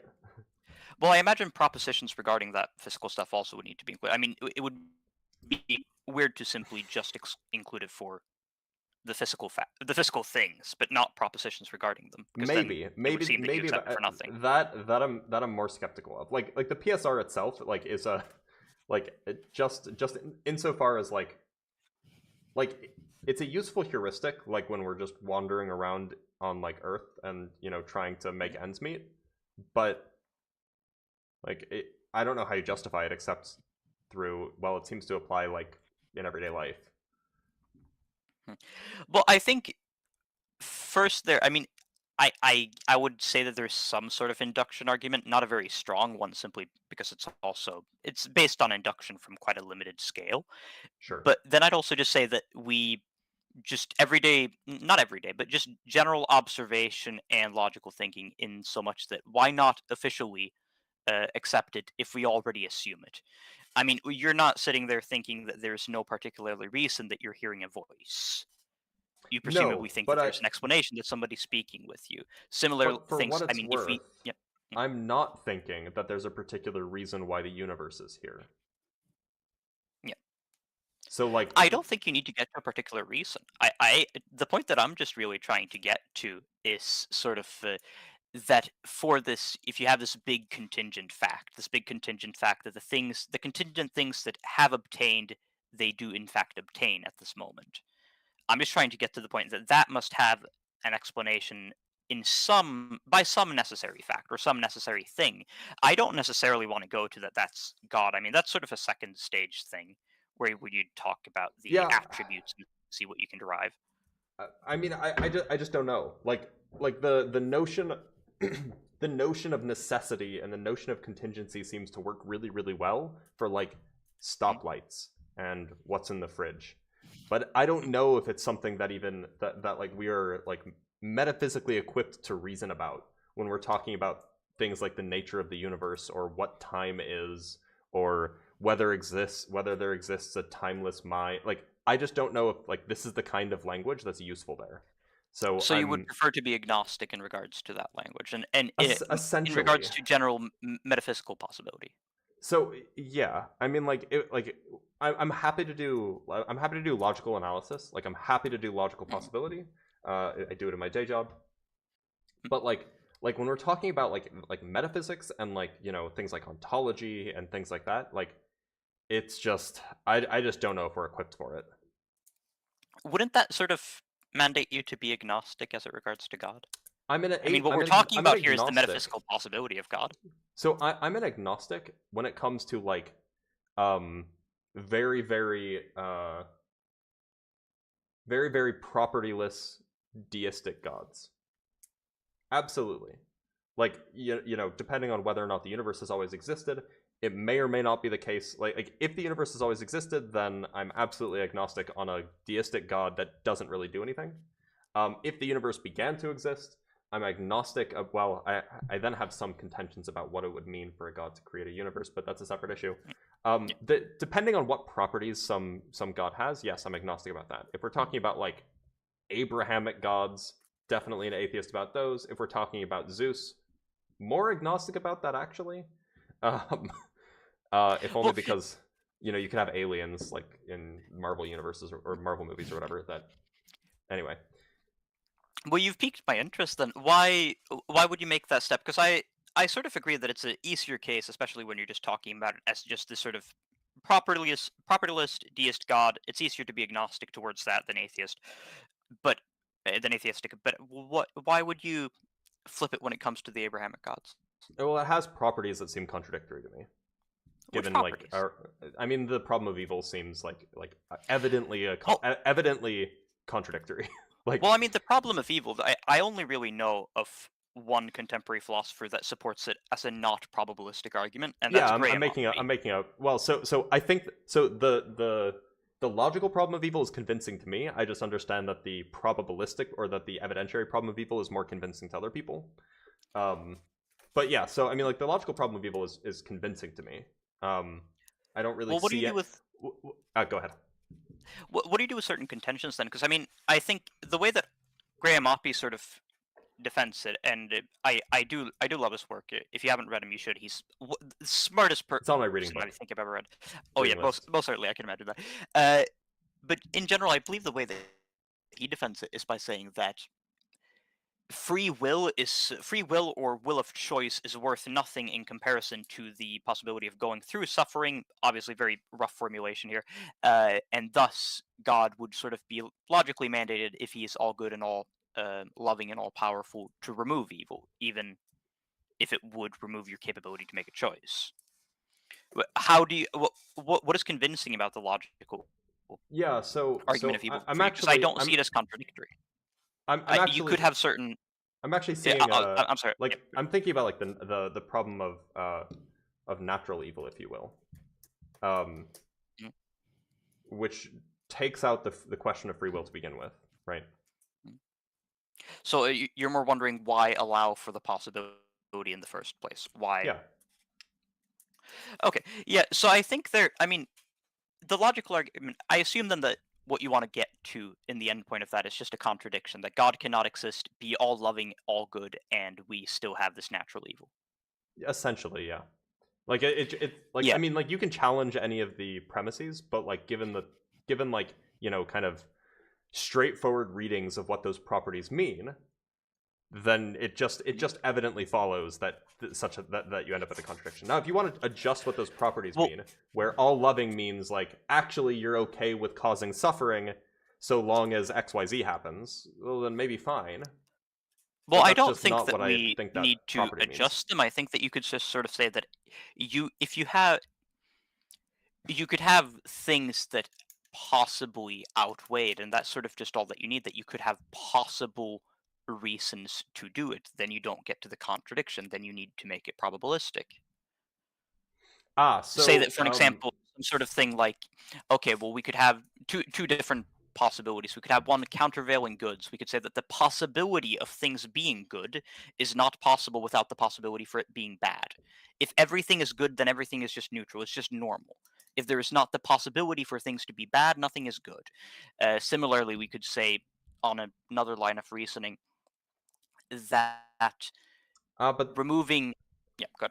Sorry. You it can seems think like about that there's inherent in this idea that things are that you know, such and such an evil was necessary to produce such and such a good, such as us prevailing good, right? It seems like it seems like that contradicts this idea of an all-powerful God then, because unless you're constraining God's ability to cause his ends without, you know, without producing the things that he doesn't like, seems like we Well, get a bit stuck I don't there. think that you need to. I sort of. I get your point. I don't think that you need to limit that such all-powerful aspects when it comes to things which are logically contradictory. I mean, I don't think it's in God's power to do something which the laws of logic wouldn't really So permit. if the claim is that it is logically necessary that such and such evils happen in order for God to obtain his end goals, if that's the claim, then Well, I sure, don't. that's a valid objection. I don't know if anybody believes that though. I wouldn't. I wouldn't hope so, and I wouldn't make that claim.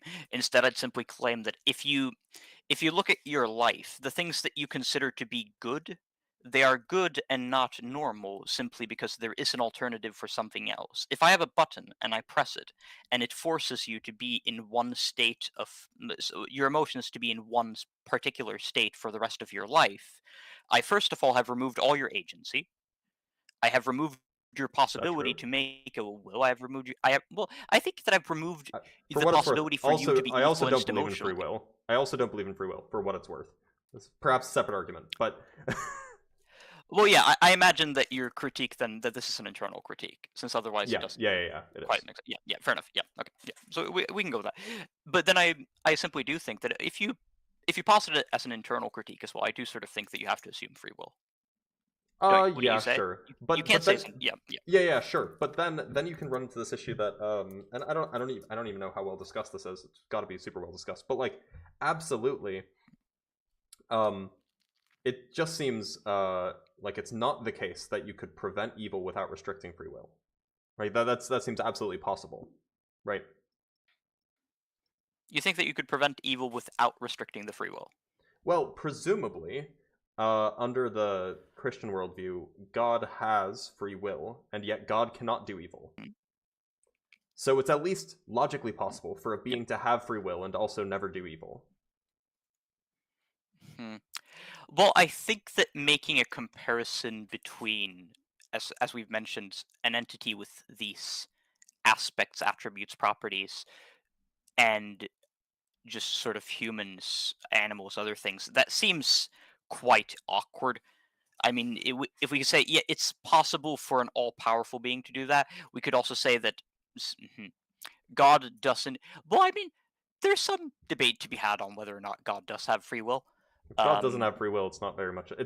I don't know if that would be a Christian Yeah. God, right? Well, no, I'll be honest. My faith was quite confident, but there's been developments of some recent arguments that are. I think it's. Oh God, I don't remember what it's called, but it's something about modal collapse that you sort of Yeah. get from the theistic concept. Yeah, yeah, you get what I'm Yeah. talking Yep. about. But so I mean, on that point, I just say that.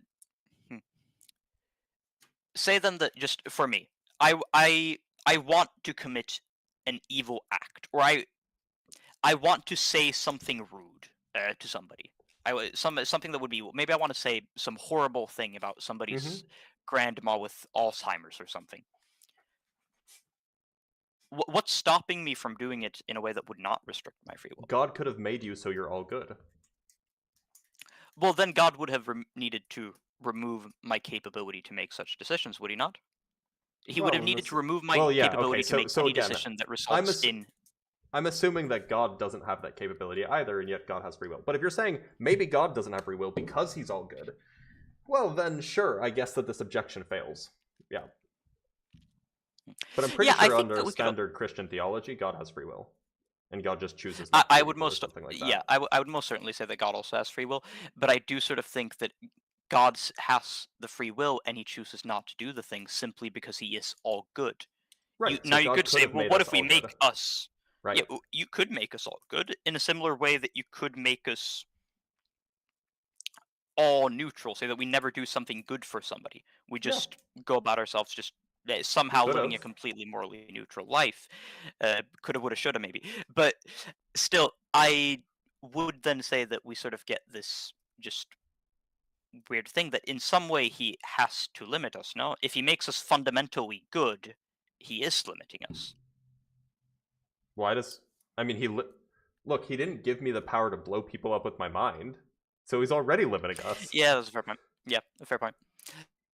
Very fair point. I mean, I mean, if we're going from just standard Christian theology, maybe there is something. I will admit that this is where I am least knowledgeable. So maybe there is a point to be made simply with Adam and Eve. There was not original sin prior to humans making a free decision. So why did they make that decision then?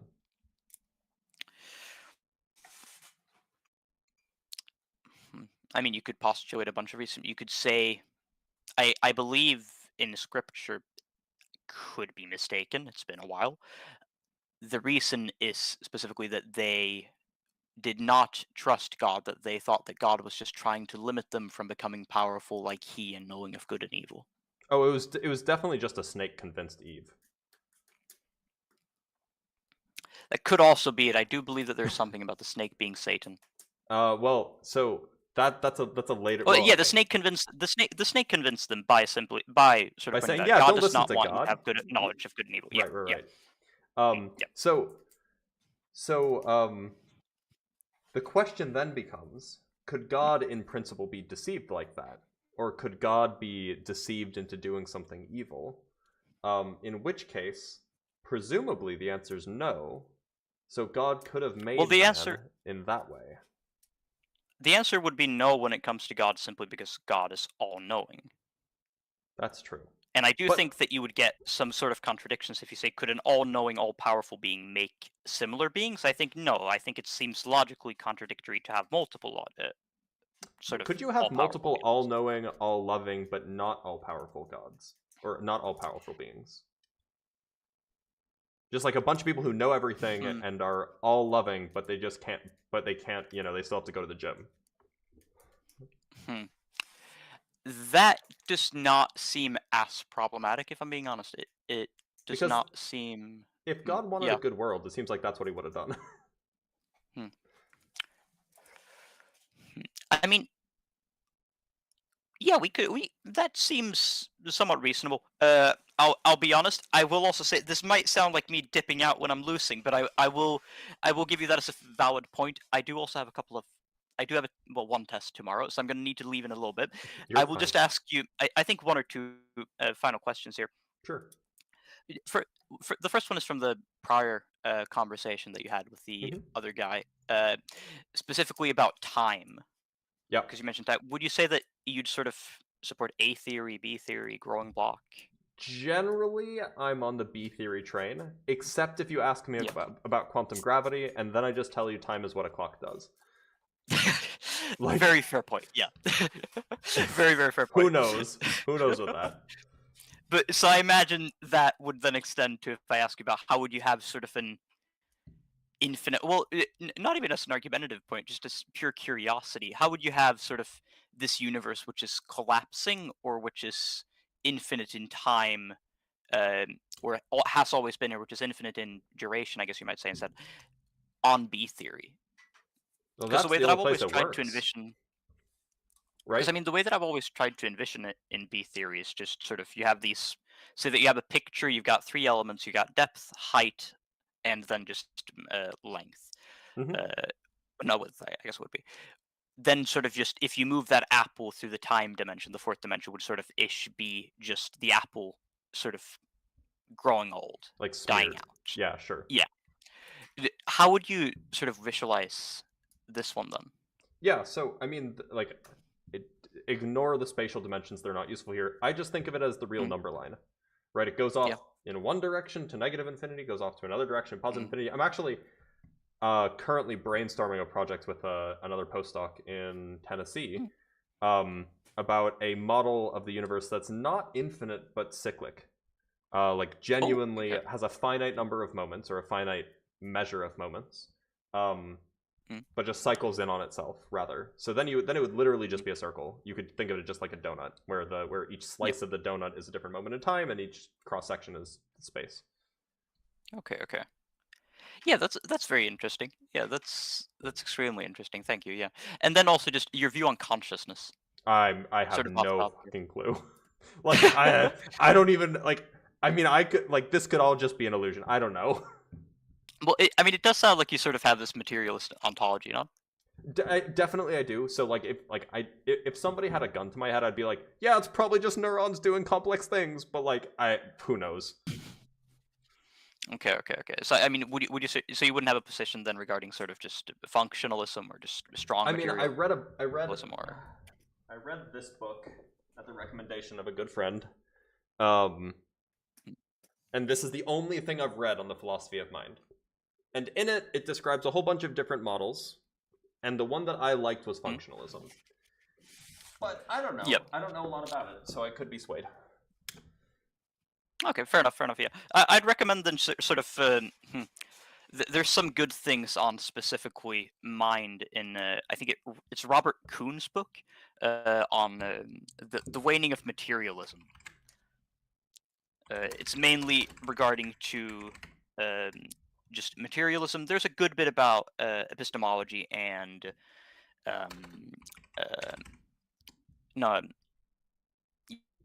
epistemology and consciousness in there as well. But it's sort of just a rigorous philosophical treatment.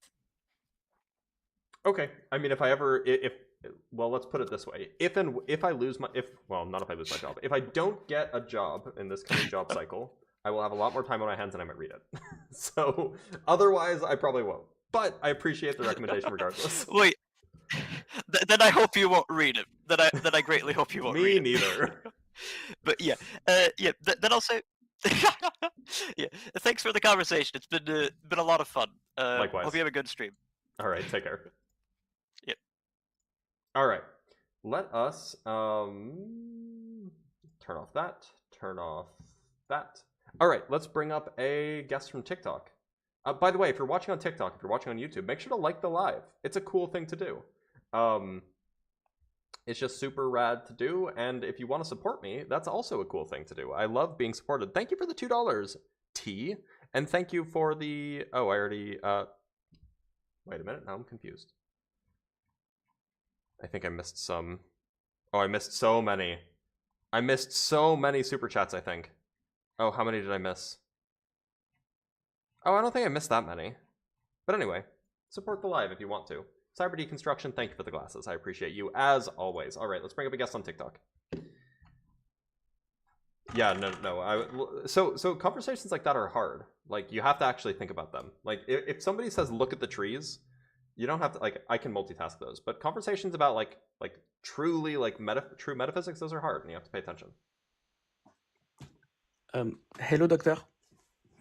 Clemsy, how's it going? It's quite well. I'm sorry, English isn't my mother tongue, so my English is not great. If you excuse me for that. No, it's fine. Are you I had are you French?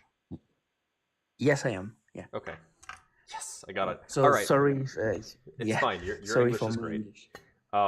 And I'm going to apologize in advance. I will be in Paris in about 3 months, and I'm going to apologize to you on behalf of my people for not speaking any French. So There is no problem. It's a very hard and confusing language. No problem. I believe it. Right. So what God do you believe in? And why don't you tell me about it? I'm sorry. I know it's not the subject of your life. I'm actually an atheist. I'm doing science too, not at the level you do. I'm I'm not bad in physical science. I'm studying the instanton personally, and I'm doing some. Yeah. So I actually in France fight against Islamic extremism, and Sure. I do lives to show to fight, for example, flat earthers and people. Yeah, and flat earthers claiming some things, and Islamic people claiming that there are miracles, scientific miracles in the Quran. Yeah, and I had a question, a very precise question, because I'm a fan of yours, but of course for your debates, etc., but also for your quality as a scientific person trying to vulgarize science. I'm doing too it sweet. too. Yeah, no, it's true. You have a real talent for that, and it's very hard. I just wanted to ask you, when you fight religious obscurantism, I think you have some people telling you that you are stupid for not believing in God, that it's inherently stupid. And I've come with some people with some kind of ID, and I don't know if you used it before. When people tell us that, I often use 2024 false vacuum experiment in ferromagnetic superfluid. I don't haven't know if heard you. of that. Yeah, I'm sure it will be great for you. I think you remember. You see what is the Wheeler-DeWitt equation? Yeah, I love. Well, I love and hate the Wheeler-DeWitt. Yeah, I just pulled up the paper. It came out about a year ago. Yeah, exactly. And do you see the Coleman-DeLucia instanton? Of course. The instanton. Well, I haven't read the paper. Yeah, so this particular experiment did the extraordinary thing to be able to create a false vacuum bubble in a ferromagnetic superfluid, and which can be seen as like a universe bubble with a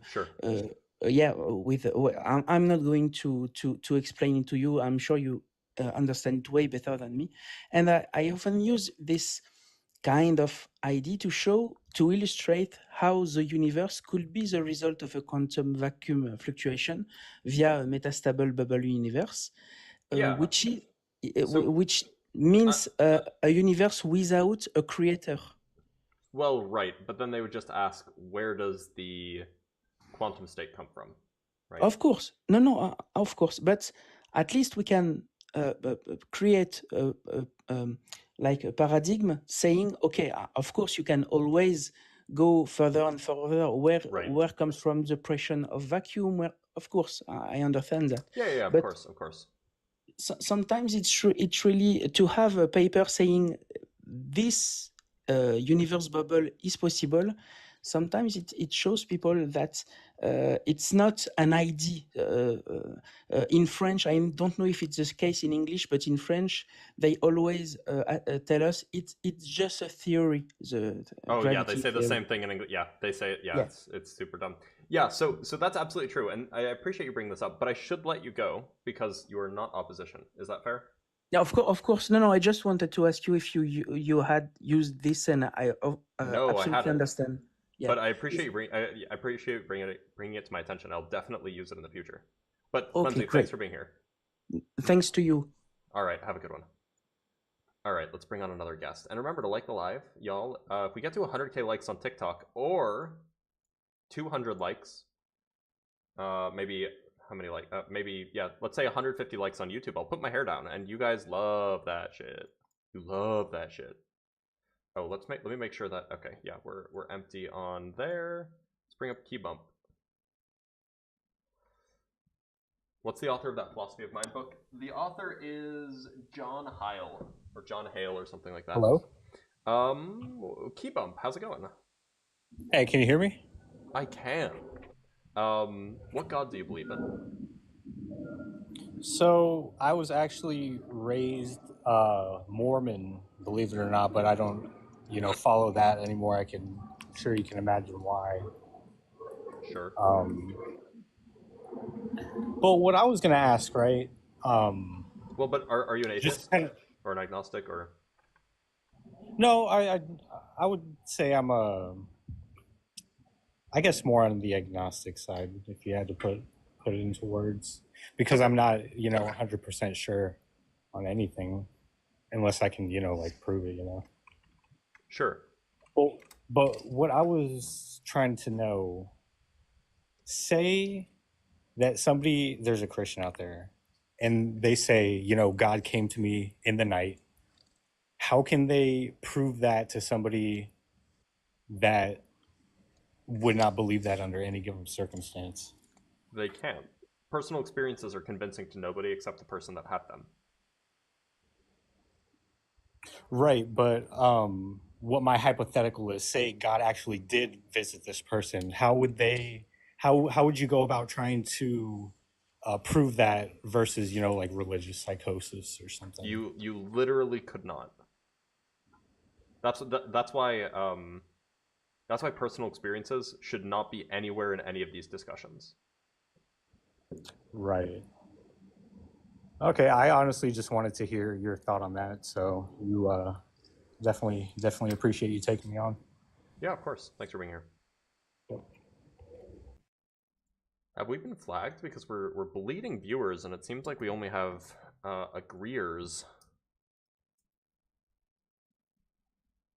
Frost YT, if you take me saying I'm an atheist and asking you to convince me as rage bait, I don't know what to tell you, bud. Dawood, how's it going?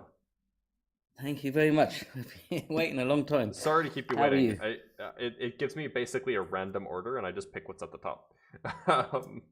So sorry to keep you waiting. Trust my luck to be last. Yeah, right. But here you are. So what do you believe? Okay, so I'm gonna approach this from the idea of whether I'm gonna talk about consciousness. I'm gonna talk about time space. I'm going to talk about whether they're fundamental or they're emergent.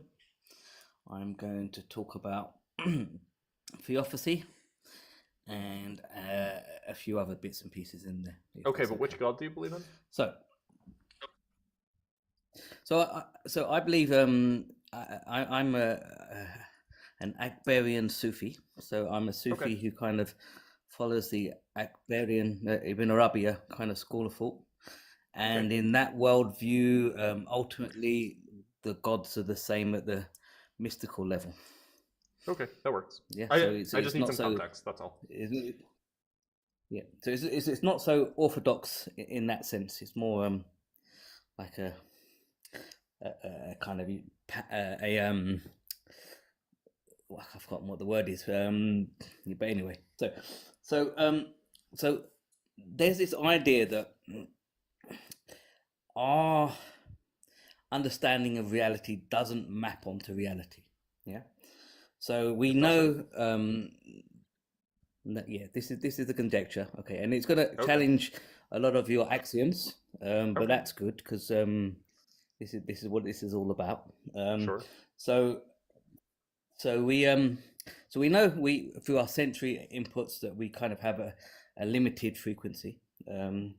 We know that we can extend that through instruments, look at different wavelengths.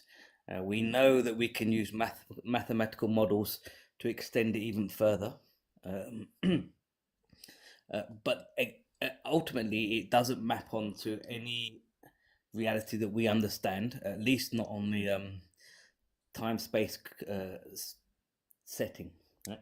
So, for example, the neuroscientists have shown that when we have a conscious thought and we believe that we act on that conscious thought, that we act before we realize that conscious thought.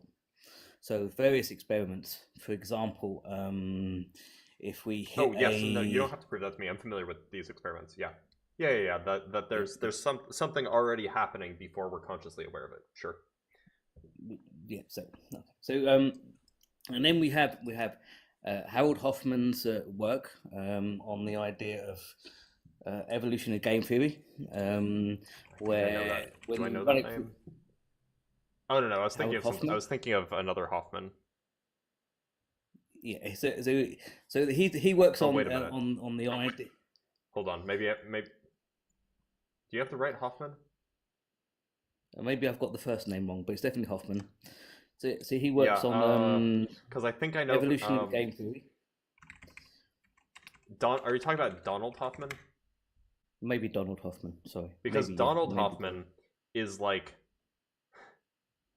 he's a psychologist and makes a lot of claims about things that he doesn't know anything about. Okay. So we can go there. Okay.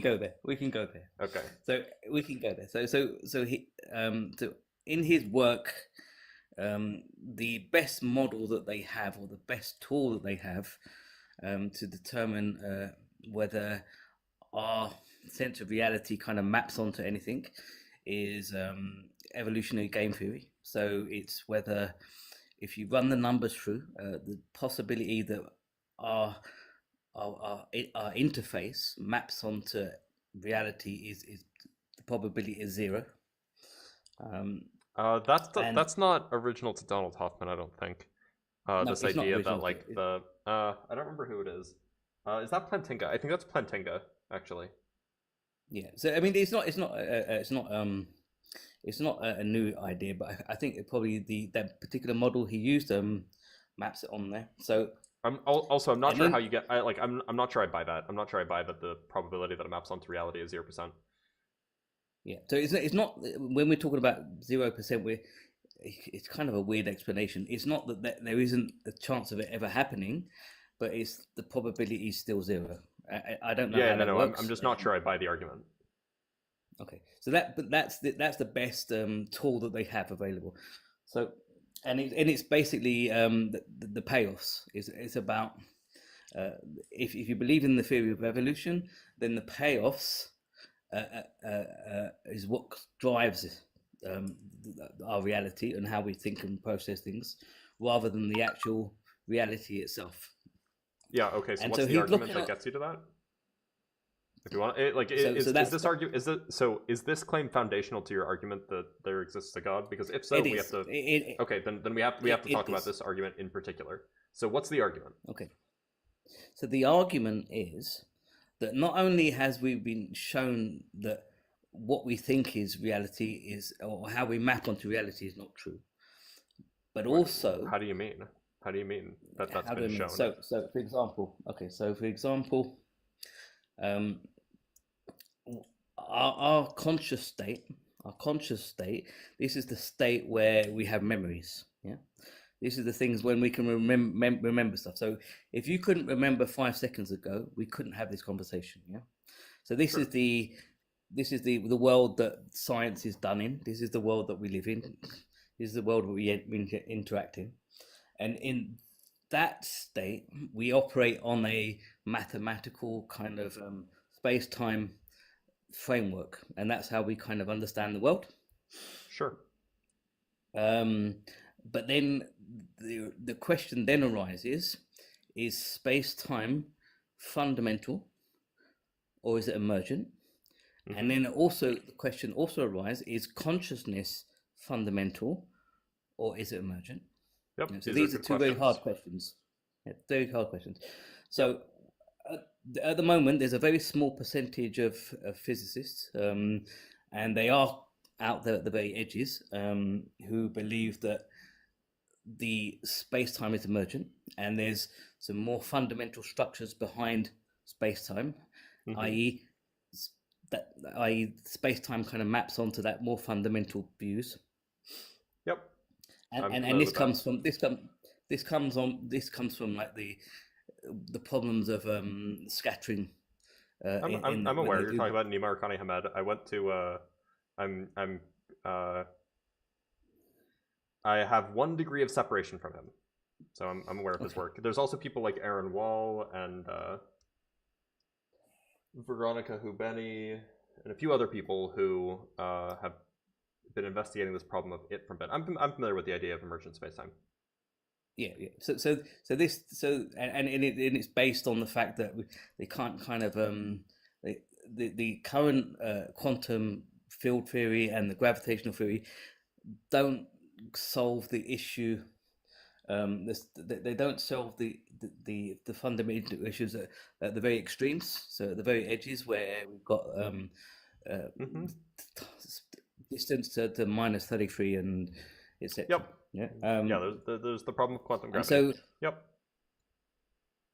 Yeah. So I think there was a physicist. I think it was 83 when he came up with a kind of mathematical solution that didn't involve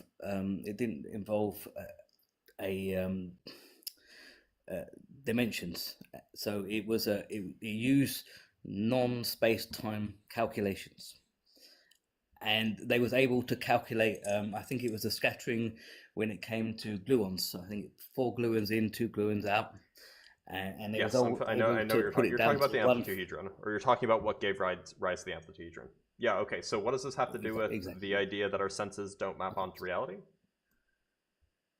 Okay, so first of all, there's the idea that space-time is not fundamental to the universe. Yeah, it's an idea.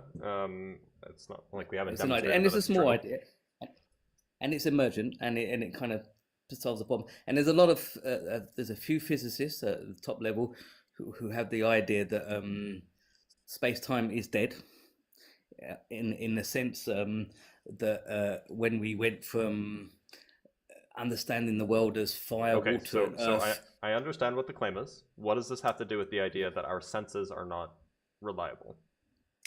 Okay, so then we go back to the idea of consciousness. Yeah. Okay. So this is the hard problem. This is the hard problem. The hard problem of consciousness. So we know that we know the observer issue when it comes to quantum mechanics. No, we know I don't think that there's an observer issue. Well, there is, because we are part of the system. Yeah, that doesn't mean that there is an observer issue. We have a good explanation for how it happens absent an observer. So I'm not convinced that there is even a measurement that there is an observer effect whatsoever. You don't. So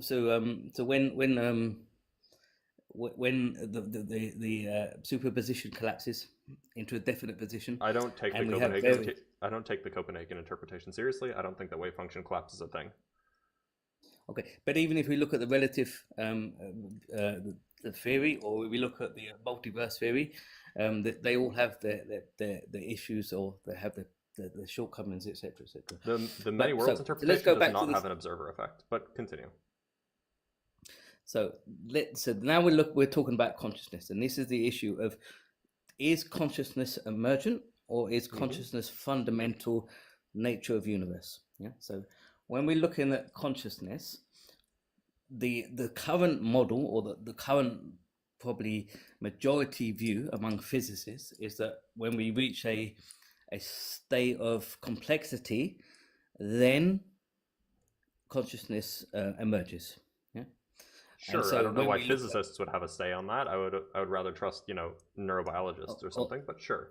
Yes, or neuroscience, scientists. Maybe I got the word wrong. Okay, Scientists. so when we look, yes. when we look, Go ahead. when we look at a cat, we kind of think, okay, there's a complexity. They have neural synapses in their brains. They have synapses in their brain. They have a network in their brain, and so maybe there's a consciousness there. And then we would look at maybe an ant and say, maybe not so sure.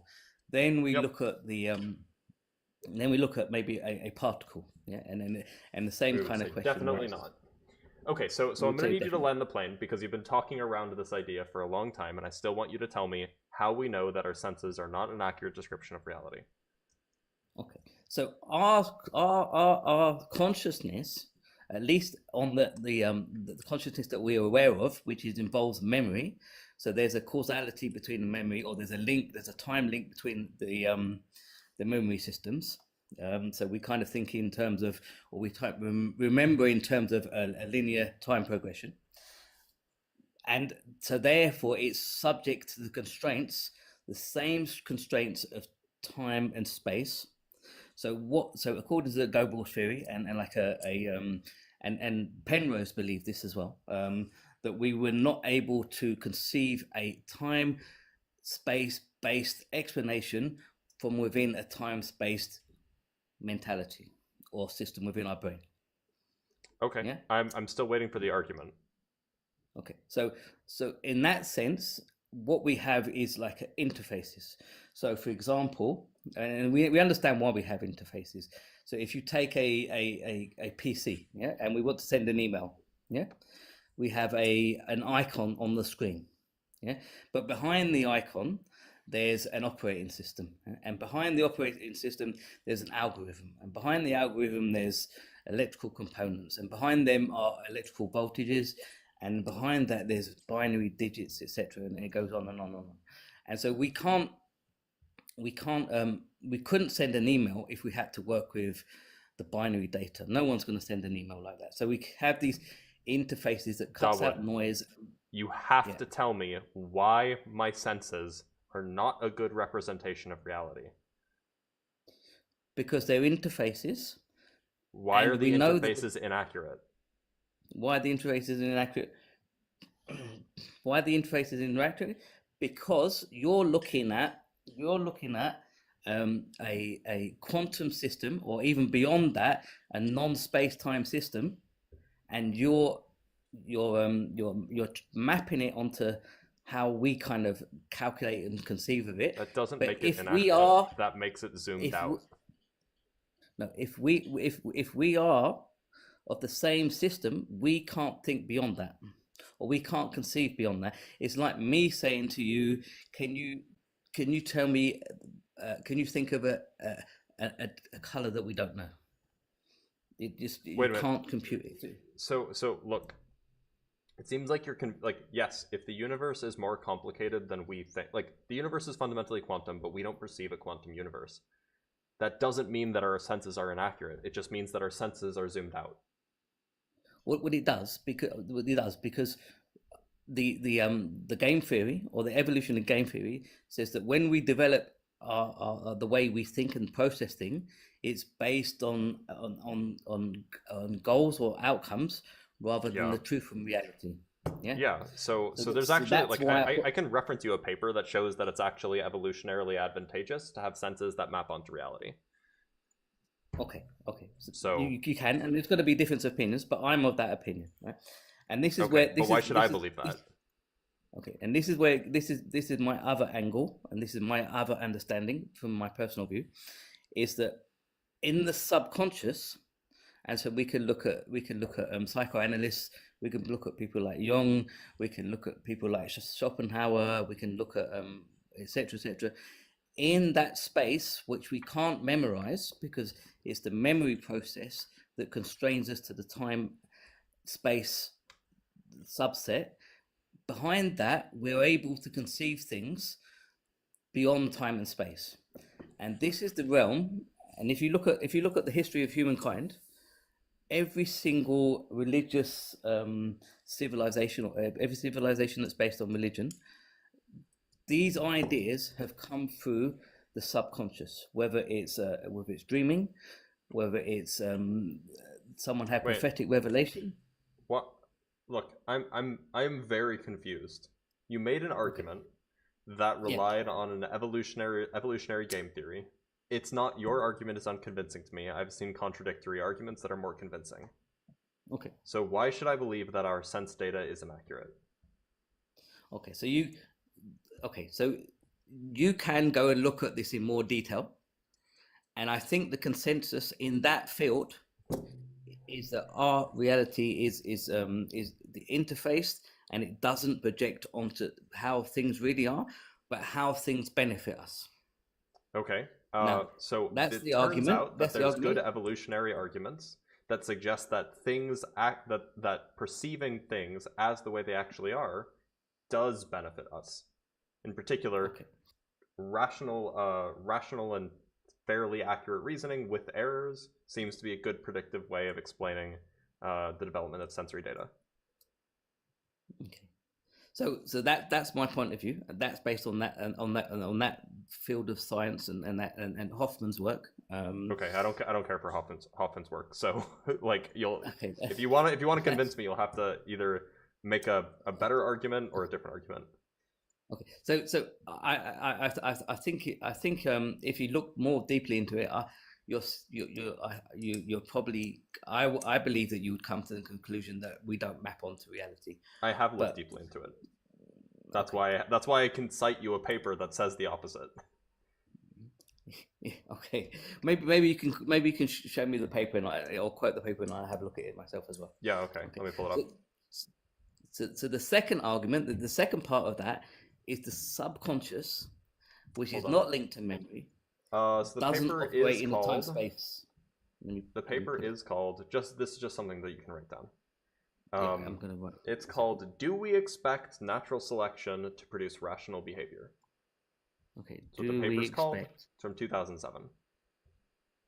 Natural selection. Okay. To produce rational arguments, yeah. To produce rational behavior. Rational behavior. Okay, I'll have a look at that. Behavior. Okay. So the second part is and this is the second part is important in the sense that if we have a God that's beyond space and time and is not subject to space-time contingency, how does that impact us, and what does it mean to us?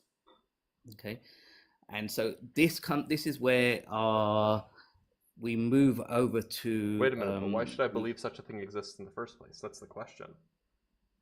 Okay, but we can't agree with that because I have my papers or my research, and you have the papers that you've read, and you've come to your. But then are we at a dead stop then? Because if you don't have another argument for why we should think that that's a real thing, then we're done. Well, kind of. I have supporting evidence, so not direct evidence. Okay. But supporting evidence. Yeah. So the second part is kind of acts as a supporting mechanism, and that delves more into the aspect of how civilizations are formed based on religious principles or religious ideas or philosophical ideas that we find have always come to mankind through this subconscious in the form of dreams, revelation, meeting angels in the subconscious world. And in that space, there's knowledge that's imparted that suggests that there's a universal intelligence or an access to a higher knowledge. Okay, so I'm gonna cut you off, and I'm gonna summarize what I think you're saying because you have a tendency to not land the plane. Are you suggesting that because there is, in some sense, like a similar development of civilizations across space and time throughout human history, that points to some giver of civilization? Yes. Okay. What would you make of the idea that civilization developed very differently in different parts of the world? Well, I don't think you've ever had a civilization that hasn't been formed out of some philosophical or religious argument that hasn't developed from this kind of subconscious experience, and then I can give no you civilization was based on a philosophical argument. Every civilization formed because they could do agriculture. no, not necessarily. When we look at the agriculture, That's literally why way... Mesopotamia formed. That's literally why the Indus Valley civilization formed. That's why China formed. That's why Mesoamerica formed. It's because of agriculture. Okay, but in the Indus Valley, we have the Vedas. Yeah, that comes after the civilization existed. It comes at the same time, and that's no, it doesn't. It doesn't. It's about 3,000, 4,000 years before. The Indus Valley civilization dates back what, like 5,000, 6,000 years? Yeah, and that's when they put the Vedas. Just over 5,000 years ago. And we look that's when the Vedas. They say that the Vedas. Well, that's when they say, but we don't have any evidence that that's true, right? Okay, that's fine. Okay. Like this is like people say. The oldest layer of Vedic texts were composed around 1500 BC. Composed. Yes, meaning that they didn't exist before then. Old traditions. Well, you can say that, but there's no reason to believe that. Why? Well, I mean, if you believe it just because somebody says it, then I guess that's a reason. But like, yeah, the civilization long predates the philosophical tradition. Yeah, I would disagree with that. I mean, like we have evidence of the civilization, we don't have evidence of the philosophical position before that. Because the oral tradition transfers into written tradition, so we have to deal with that issue. So why would you believe that it's old? Why would you believe that the philosophical tradition is older than the civilization? Because if we go back to BC, the people in the BC who studied the Vedas or worked with the Vedas believed it came from old traditions that go back further. Yes, and people also believe that the Earth is flat. Lots of people believed stupid things 2,000 years ago. 2,500 years ago. Okay, and then we could look say the Samaritans, the Anunnaki. Yeah, so they had the Anunnaki were not a people. They were people. The Anunnaki itself were the gods. They were the gods. You're talking about the civilization, like Sumerians. The Sumerians, yeah, the Sumerian texts. So yeah. they have a lot of traditions, and for example, they talk about in Inaya, which is a girl. She died and she was resurrected. Yes, they have a mythology. The earliest using pharmacology. They have a form of mythology, yeah, but the civilization predates that mythology, or at least as far as we can tell.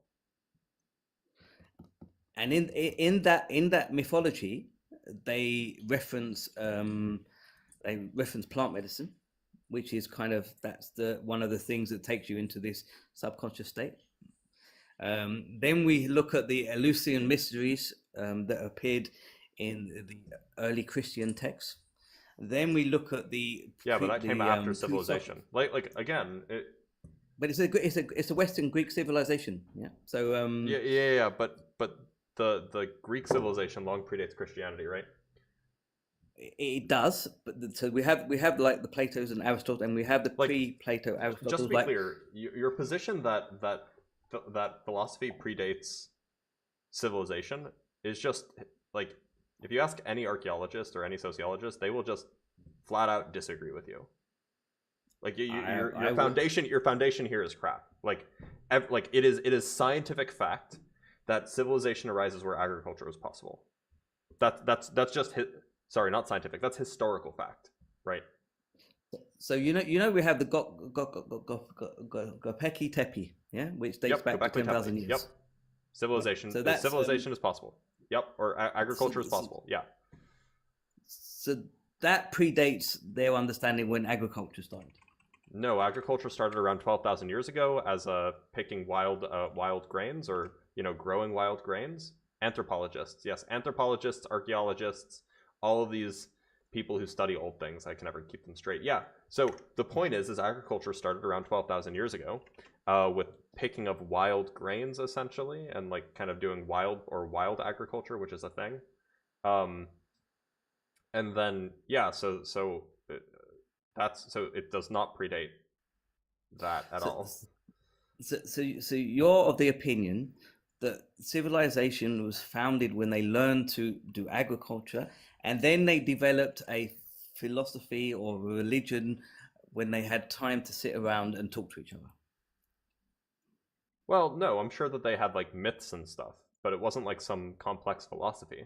Complex philosophy didn't really start until like after civilization by a pretty long shot. But in nearly every single example, we find that this ideas of these philosophies or these religious ideas, they come from that experience, whether it's Buddha sitting underneath the tree, whether it's Muhammad sitting in the cave, whether it's with the tablets with Moses, whether it's the Egyptians, philosophies and stories did develop. Absolutely, it has nothing to do with the actual development of civilization, though. Okay. My research and my readings on this suggest that their civilizations are founded on these kind of. Have you talked to any anthropologists about this?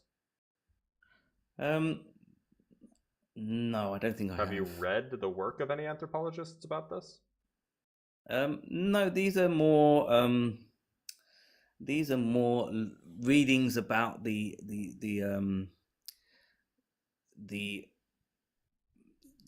plant medicine or the meditative practices that were around, or when they describe how these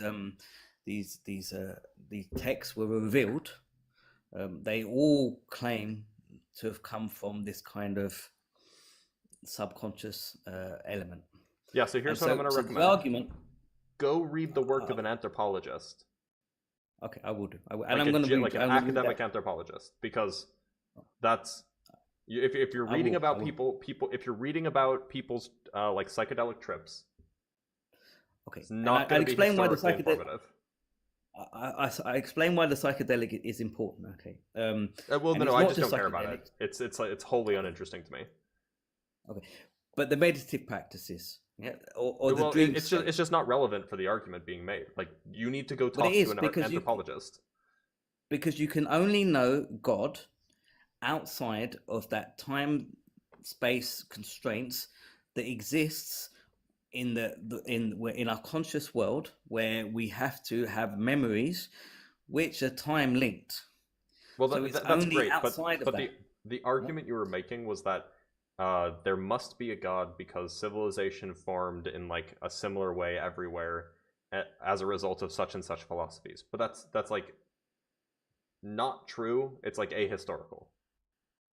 Well, and to learn about this, you should just go talk to some historians or anthropologists, or and the reason why the science behind it, archaeologists, and obviously because we've got lots of neuroscience work that's come out of this, and people are doing very good work. And the reason they say that this is the issue with what this meditative states do is because there's a thing called the default node network. Have you heard of the default node network? No, and I genuinely do not care about psychedelic experiences. Okay, but like, I said meditative. Genuinely don't care. Okay, but I said meditative, and then I said meditative. Okay, you're right. You did. Because I didn't want you to focus on the psychedelic aspect. So what happens is we have this thing called a default node network, which is what the neuroscientists talk about. And this is what Hoffman and co, etc., believe is the state that creates the interfaces from which we view the world.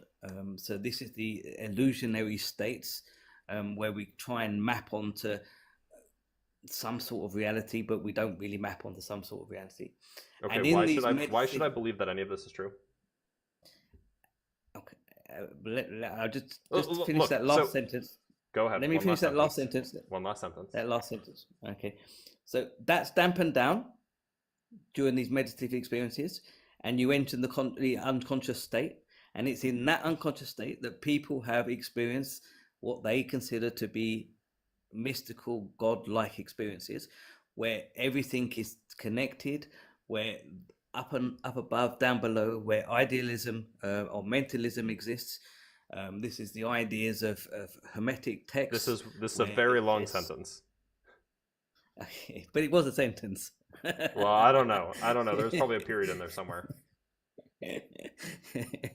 So in conclusion and in summary. Okay, yep. In summary and in conclusion, the first premise is that we don't map onto reality. The second premise is that time and space is not fundamental, it's emergent. The third premise is that consciousness is fundamental, and it could even be the source of time and space itself. And the fourth premise is that it's within that unconscious state that's not subject to time and space that we experience God. All right. Well, thanks for being here, Dawood. I'm going to let you go, but have a good one. I appreciate him laying out the premises. I wish he could have just said that at the beginning.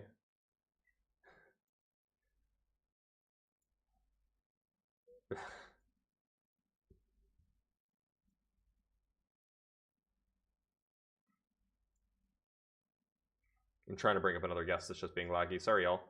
One moment. Come on. Go. All right, let's talk to Silas Hall. By the way, y'all, remember to like the live, and if you want to support me, there's super chats on YouTube, there's Cash App in the link tree in my bio on TikTok, if that's convincing to you, if you want to use that. Wait, was that the guy from Discord? I don't think so. Was it? Let's talk to Ahmed Zakaria.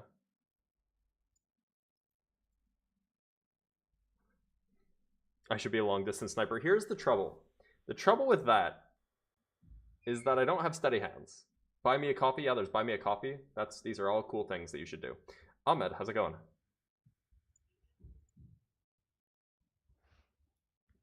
Ahmed? Hi. Hello. Ahmed, so which god do you believe in, and how are you going to convince me of it? Actually, I'm an unbeliever. Oh, but it does say, can you just convince me to believe in God? So I do have to let you go. I wanted to ask you something different. All right, you have one question. Be quick. Why don't you believe? There's a lot of reasons, but essentially reasoning to the best inference. There's a lot of good reasons not to believe. There's a lot of bad reasons to believe. We can explain a lot using a naturalistic worldview. It seems to not add a whole lot of explanatory power. Okay. Thanks for being here, Ahmed. By the way, I've never seen your streams before, bro. Can you tell us who have never seen you, what your goals are, and what you're seeking? Oh, my goals are to have interesting conversations. That's basically it. It's good brain exercise. Good for the brain. Sometimes it's just mind-numbing fun, but you know. Games, how's it going?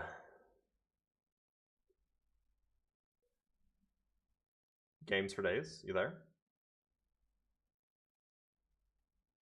Games. Hello.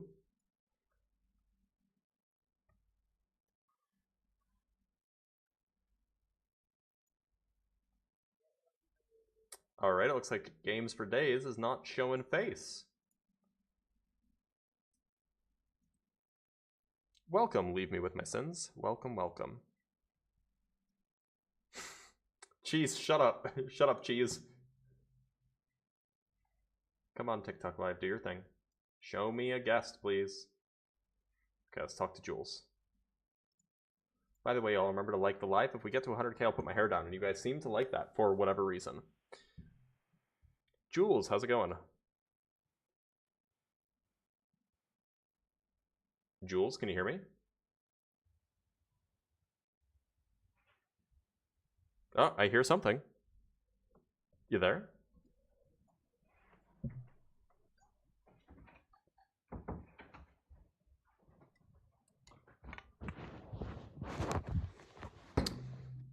Oh, sorry.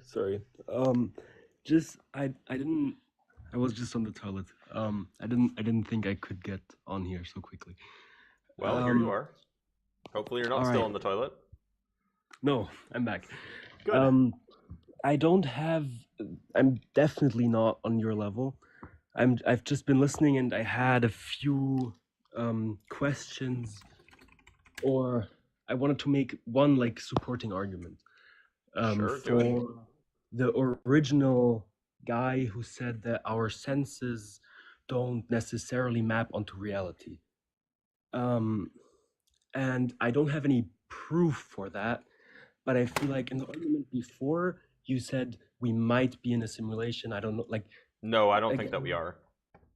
Yeah, okay. I don't want to like go deeply into that, but like the fact that there's a few theories like that one with the simulation, and when we're like earlier you said you don't want to go into psychedelic experience, but for example on LSD people see things that might suggest that our senses don't map to Or it reality. suggests that their brains go haywire when you mess with their brains, which is exactly what you would Yeah. expect.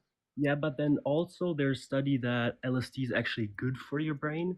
Yeah, and it can be good for your brain to make it go haywire every once in a while. Sure. yeah, and the make it go haywire part, I think might suggest that our senses don't map onto reality because for example, the guy who invented PCR tests, he was heavily using hallucinogens before, and he said he could see glowing like DNA strains very similar to a LSD trip right before he invented PCR. Okay. And lots of people are alcoholics while they're doing their best work. That doesn't mean alcohol is good for your brain. Yeah, and like similar to the point I made before, like I don't have specific crazy good points, but I feel like there's many like small arguments like the simulation theory, that like there might be something that our senses don't map to reality. And There I might feel like be, but I don't see any good reason to believe that. yeah, okay, I just wanted to because I was listening to the live and I feel like many points kind of just supported the fact that there might be a reason. I can't prove that it's the case. I thought it was nice. Well, okay. Anything else that you want to talk about? Yeah, I mean, the guy before, again, when he went into basically like the philosophies and stuff, and he ended up being wrong. But again, there's many different things that might suggest you can probably again disprove me here, but it might suggest that our reality doesn't map onto our senses. There's a lot of mights. I just don't know why I should believe that. Yeah, but why not? Generally, I don't believe something unless I have good reason to believe it. So, like, I don't believe that there's an invisible unicorn just hanging out in my living room because I don't have good reason to believe it's there. I can't prove it's not, right? But then I have many small reasons, and maybe we discover something next that like tells us it makes more sense. I don't know. Yeah, maybe, but I'm not going to believe until we discover something that gives us a good reason. I'm just not going to believe it. Okay, I guess that's fair. All right, well, Jules, I'm going to let you go, but thanks for being here. Thanks. By the way, y'all, remember to, if you're watching on YouTube or on TikTok, make sure to follow and subscribe. These are cool things to do. They make me happy. All right, let's talk to Games for Days. Because he's back. Evelyn. Oh, good lord. Welcome I back. actually got to join a Blitz class. Let's go. Yeah, but are you actually here to talk about the topic? I have a question to ask. What do you mean when you say God? Some sort of divine creator.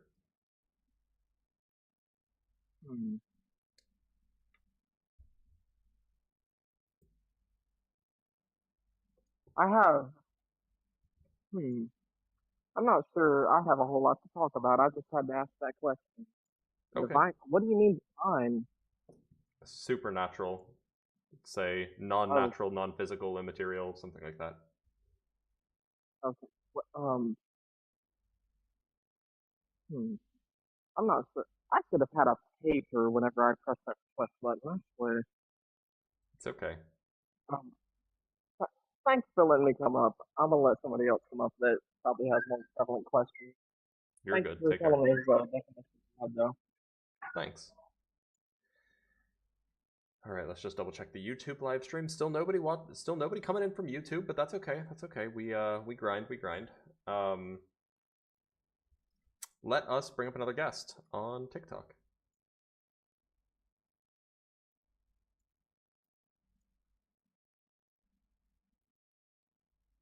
Come on, TikTok, do your thing.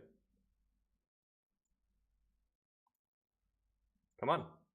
Sorry, TikTok's being very slow. All right, FC, are you going to convince me?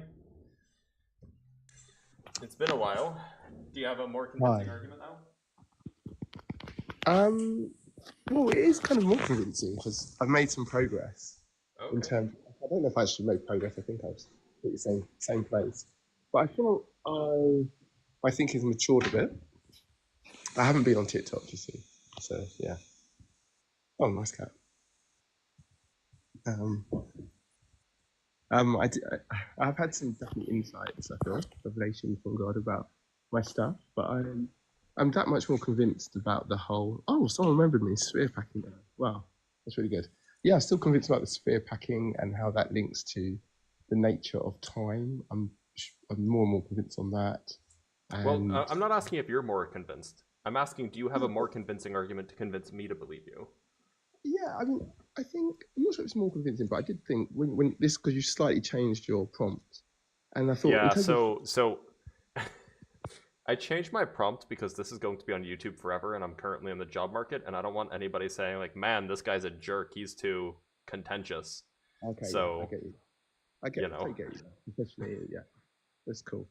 So in terms of how I could convince you, I think probably stuff we've discussed before, but I think one thing that I feel that is really important for you to appreciate is the limitations of science. So I think you obviously you're a scientist. It's limited in that there are some things like metaphysics that science can't touch. But also in a kind of more philosophy of science way, like science is science by nature is more. It's more about, I would say, it's kind of like about statistics fundamentally, and it's kind of in that sense it's kind of backward looking. It deals with things and it's predictive, right? Yeah, it's predictive in a way. Like, I mean, I've done a lot of predictive stuff, but it's predictive in a sense that, and this was going to be my second point, it really deals with things that are kind of cyclical. Well, not cyclical as such, but deals with things that are repeatable. Well, exactly. Sometimes. Experimental science deals with things that are repeatable. Observational science does not. Yeah, well, I think still fundamentally, I would say it's about kind of repeatable things in the sense that if I see something that has to be about something that happened in the past, because of the kind of static nature of the world, I assume it's going to keep. I can make a prediction, as opposed to something like a soothsayer or a prophet or something. I think that's the fundamental point. Sure. So what's want to lay out the premises of your argument? I'm not sure if I can lay it like that in a specific structured way, but the point is that it's quite limited in terms of when you think about God, for instance. When you think about God, one of the limitations in terms of your arguments that you kind of make or to convince yourself that it does not exist, don't really appreciate the kind of linear structure of what's happening. That what according to the Judeo-Christian kind of view of the world. So you kind of ignores the idea that okay, there's a beginning, a middle, and an end, and the end is not something that you can appreciate with science fully. Well, wait a minute. So what's the claim that you're making here? Like I agree, the scientific method has its limits. It's just very good at what it does. In terms of the stuff that's really interesting that religion's dealing with, is like, will you live forever? Can you live forever? Is God good? Is God real? A lot of that is you're limiting your thinking. I don't use science to answer those questions, right? Right, but those are the really interesting things that religion is kind of dealing with, and so you can't. So you use philosophy, you use deduction, you use rational reasoning processes to answer those questions. Can deal with that either. So you have to think, well, why do you think it can? Theology is a subset of philosophy, right? I wouldn't necessarily argue that. I don't. It just is like. Philosophy or theology is the philosophy of religion, essentially. Not or the philosophy of God, perhaps. in terms of the point I was making, no, because if I'm saying there's an actual story that I believe is true, you can't necessarily approach it with philosophy. So, for instance, even if you say, like, some of these arguments that you use about why God can't be like what's it called, they use arguments such as the problem of the existence of evil and stuff. It relies on a philosophy that isn't appreciating the linear nature of, look, there's a beginning, a middle, and end to this story. We haven't got the end yet. And philosophy just can't, no amount of philosophizing can really determine whether it's correct or not. So if you say, oh, because evil exists, God can't be good, and he can't be all good and all, whatever. So I'm going to have to ask you to land the plane, FC. Because I have no idea where we're going with this. And we got to get somewhere, otherwise I'm just going to have to move on to somebody else. Well, I'm saying that your arguments are just not very strong in terms of why there's no God. Okay, which argument do you not like and why? So if you say, for instance, if there's evil exists and therefore God can't be like all-knowing and all good because, well, why is there evil in the world? Okay, right? What's the objection? The objection is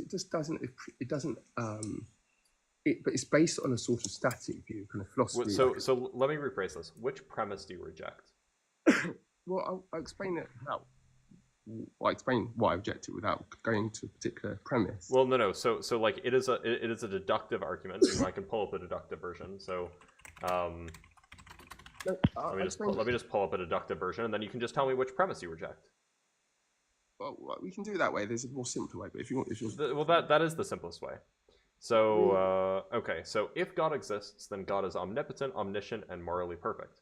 If God is omnipotent, then God has all the power to eliminate all evil. If God is omniscient, then God knows when evil exists. If God is morally perfect, then God has the desire to eliminate all evil. Yeah. Evil exists. If evil exists and God exists, then either God doesn't have the power to eliminate all evil, or God doesn't know when evil exists, or doesn't have the desire to eliminate all evil. Therefore, God doesn't exist.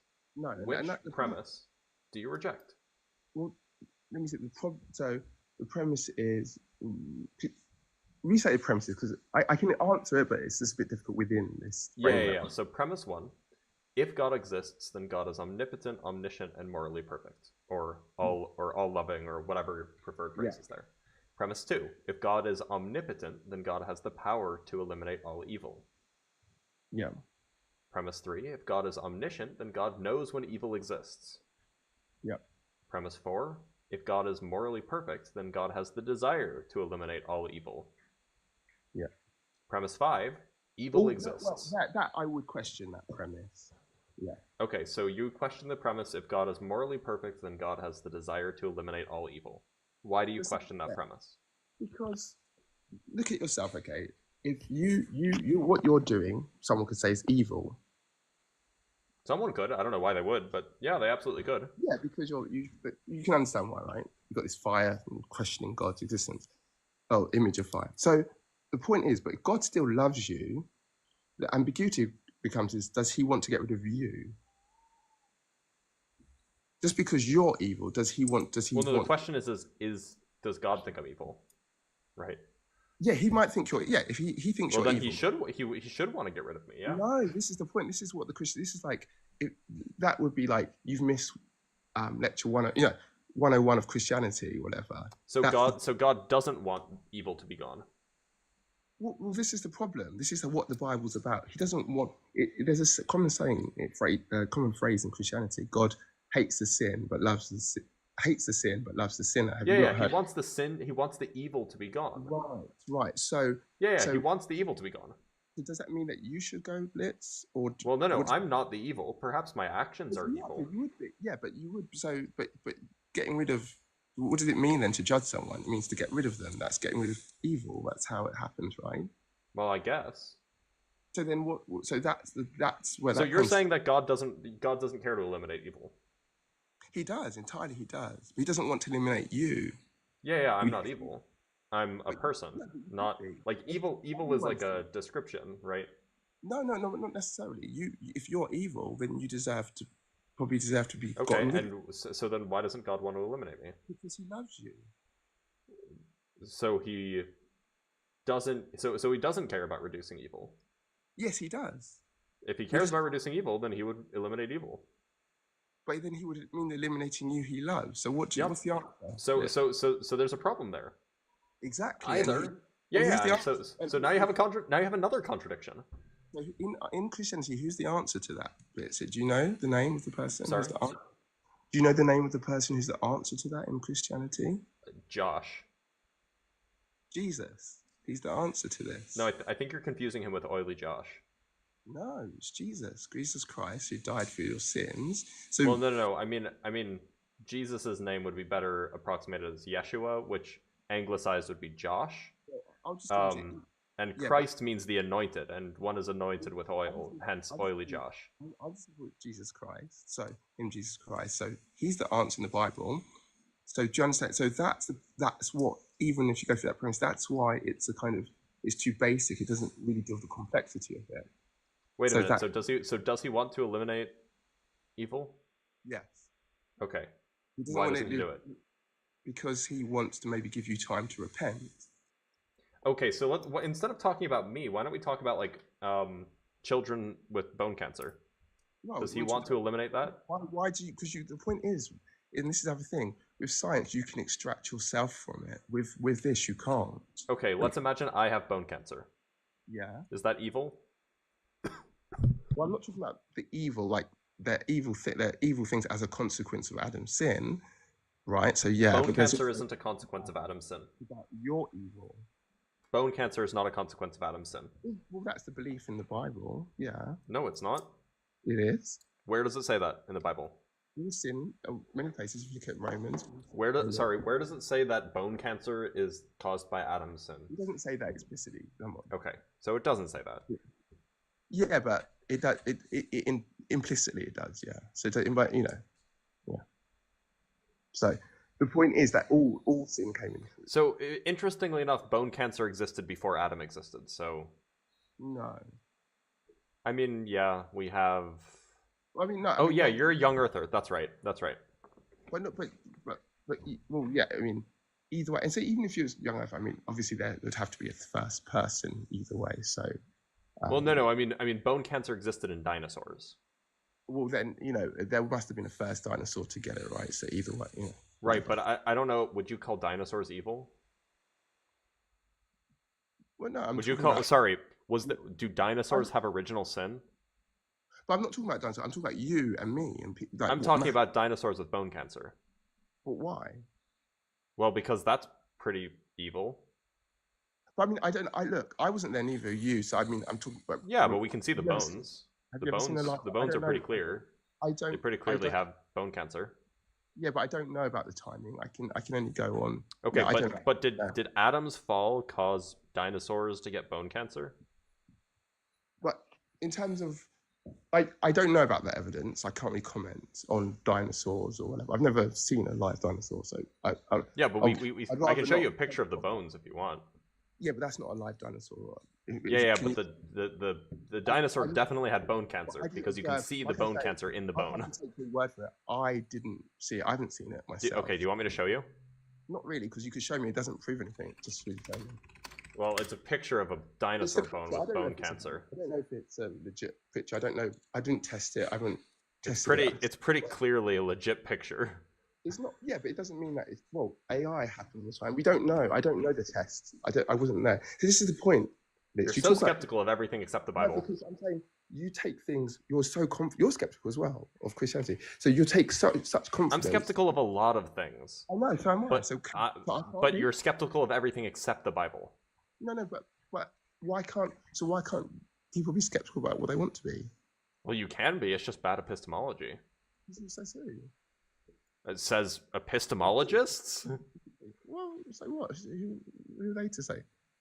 They're the experts on the matter, I guess, but okay. You guess what? Keep guessing. But my point is that's what you're doing. Sometimes you're not realizing what you're doing, and you're not realizing at the end of the day, those arguments are weak, and they don't resolve the problem about what. Well, they're not weak. They're not weak. You just reject all of the evidence because it counters your argument. It counters your objection. But I'm saying to be careful what you term as evidence, because you're saying confident, you're talking confidently, and you genuinely do speak so confidently about things you've Yes, never. dinosaurs. We have dinosaurs got bone cancer. This is like a scientific fact. So wait. So what tests have you done to prove that? Well, I'm not an Exactly, what is it? What's a Blitz, person who studies someone cancer? else's word for it. Like, I'm not an oncologist. Taking someone what exactly? So stop. Are you an oncologist? No, so I'm not making the claim. Okay, yeah. So I'm just looking at this picture here, and I can see the cancer. That's what you're doing. Looking at a picture, believing a picture. I can see. It's like it's a photograph. You know, it's a photograph, right? No, photograph. Just well, believe that if that's what you believe in your heart. FC, you will believe nothing unless it's in the Bible. No, I'm just saying I don't have to. I didn't do the test, nor did you. Okay, did you? Were you there when the Bible was written? No, but were you there? Okay, were you there when Jesus resurrected? Were you there when the Big Bang happened? Look, answer my question. Were you there when Jesus resurrected? No, were you there? Okay, then why do you believe it?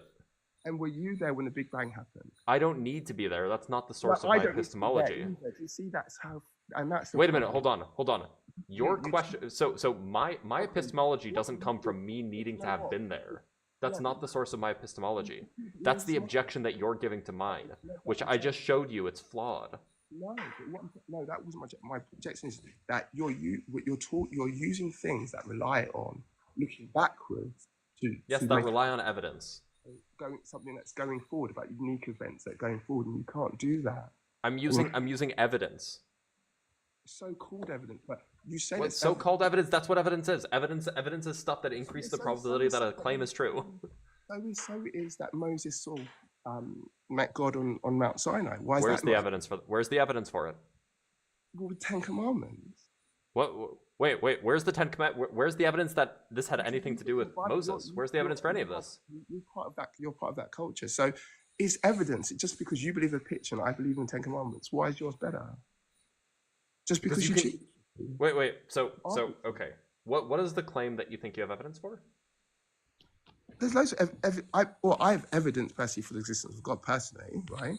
But I'm just saying things that you think is so much more evidence isn't so much more, and you just because you things based on data, things based on empirical science. This is good evidence. But like I say, empirical science cannot tell you about a future event that's unique. I'm not talking about a future event. I'm talking about a dinosaur with cancer 70 million years ago. You guys talk about. No, I'm talking about a dinosaur with cancer 76 million years ago. Even that 76, you weren't there 76 million years ago. I don't need to have been there. That's not how I do my epistemology. Yeah, well then that's your belief then. And it's good epistemology. If you don't like that, that's on you. It's arbitrary. And this is what you need to understand. It's not arbitrary. It's very, very specific. Yeah, you're questioning me about what I think about what happened a few thousand years ago, and you speak with such confidence and boldness about millions of years ago. It's foolishness, and hopefully you'll start understanding like what you're talking about. How can you be so confident and stop fooling yourself that you can be confident because you can't? Just because a lot of so-called clever people are convinced that they know what happened millions of years ago doesn't mean anyone was there. Just because the numbers are big doesn't make it less likely to be true. Well, it just means that it just makes it even more likely that you have no idea if it's true or not. You just believe. Not really. No, I mean anything before the last few generations, it's equally epistemologically founded to talk about something 6,000 or 10,000 years ago as it is 75 million years ago. You're fooling, so you have no idea. Just because you're okay, you have no idea what happened 500 years ago. Like. Well, I do have a good idea actually. No, you don't. All you have is books. You can't. Yeah, which is much better than what we have evidence. Books are better than physical evidence. But listen to yourself. That's such a stupid thing to say. That you. Wait. So handwritten accounts by people who knows how reliable are more trustworthy than like a physical sample. You've just tried to say that something 500 years ago and equated that to millions of years ago. I'm saying that books from 500 years ago are less reliable than bones from 76 million years ago. That's foolishness. Okay. What's your objection? What's the argument? That's the problem where you've got to. That you're going to say some evidence from 500 years ago is worse than something about that you think is millions of years old. What ridiculous? Yeah. What's the argument for it being ridiculous? People were around 500 years ago. Yeah, you're right. People were around. Were you around? But no, I wasn't. But people Okay. were. Do we have any? So if we're comparing what a guy says versus physical evidence, like a physical object that you can hold in your hands that you can run empirical tests on, which is more reliable? I would trust the thing that you can run empirical tests on any day over the journal of some random peasant farmer. You're really going to compare millions of years ago to the 16? Yes. I would trust a bone from 76 million years ago more than I would trust the journal entry of a peasant farmer. That's why you should question your belief system. Yeah. I would suggest the same. That's a crazy thing to say. And that's why I wouldn't just reflect on that, Liz. That you said that. That is a crazy thing to say. You should reflect on what you've been saying too. I know what I'm saying, but I'm saying to say compare 500, and that's where you've got to, your thought process is to convince yourself that you have any semblance of confidence about something 76 million years ago. You have no idea, right? But I disagree. I think that we have quite a good idea, actually. We can move on from that. The bigger point is where your science is very limited, as I started out, is if it makes a statement of Jesus will come in the future, or this is the nature of God, science is going to be very limited. And I think we shouldn't really appreciate that aspect of the limitations of your kind of your paradigm and how you approach life. And so, yeah, science has little to say. There's little intersection between what the science actually is interested in and what Christianity is interested in. And don't convince yourself that actually science says much at all, because most of the science that you refer to is all the kind of really ancient, backward-looking stuff that you have mega extrapolations going backwards. You have no really idea of what you're saying. It's basically like yeah, we do. We have really good scientific methods to establish how old something is. But you don't. We do. Convince yourself that you know something about what happened billions of years ago, but you really don't. And so I'm saying we have a better idea of what happened 65 million years ago than you do of what happened 2,000 years ago. What the Bible interests in terms of morality and stuff like that has very little intersection with what science talks about, especially the science talking about things that was only came up about over the last 100 years or less. And it's about billions of years, and it was about 2 billion years, and then it kind of started going, now it's 13 billion, no idea. So the point is, realize that don't convince yourself that the stuff that the Bible's interested in has hardly anything to do with what you're doing on a day-to-day. Yeah, very. You cut out for a second there. What? Don't convince yourself that what you're kind of studying, that science stuff, has anything much to do with what the Bible's interested in. It has some intersection. Yeah, I never said it did, except there are some things that just falsify the claims in the Bible, right? No, they don't. I mean, absolutely. Like fish didn't come, or birds didn't come before land animals, for example. And how would you know that? Evolutionary biology and paleontology. And what observations do they have apart from bones? Bones, genetic markers, or bones and genetics are two of the big ones. They weren't there. They didn't observe this. And this is what you have to understand. And were you there for the 6-day creation account? I don't think so. Wait. But look, like I said, I've done work. I've published in this, whatever. I'm developing my own science related to that. So I've got you covered on that. But what I'm trying to say to you is, I might not have been there, but what I'm trying to say is, you're talking about things that I have an approach to making that scientific uniquely, and we discussed that somewhat. And thankfully, I have got a peer-reviewed published paper about that stuff. I want to do more. That said, so I am making it science. I'm backing it up. Thank God, with God's help. What I'm saying to you though is, when you say that you know this stuff through science and evolution stuff, don't fool yourself that that's observational science. This is not like it's literally observational science. And it's experimental science. There's both. This is not. Let me tell you something. This is not like the simple harmonic oscillator. This is not like I observe the parabolic motion of it when I. No, you're right. It's like radioactive decay. I think I think that's where the scientific community is fooling themselves and others to equate the two. Yeah, it's not. So look, like I understand that. So we're probably at an impasse here, so we should just call it. But like, keep in mind, your claim here is that like every scientist of the last 100 years is just like wildly wrong, right? I didn't say that at all. Well, you definitely implied it. I didn't say every science. I don't know what every scientist says, right? What I'm saying, but just as you're saying. Let's say every biologist of the last 100 years. Let me put before I go. Before you move on.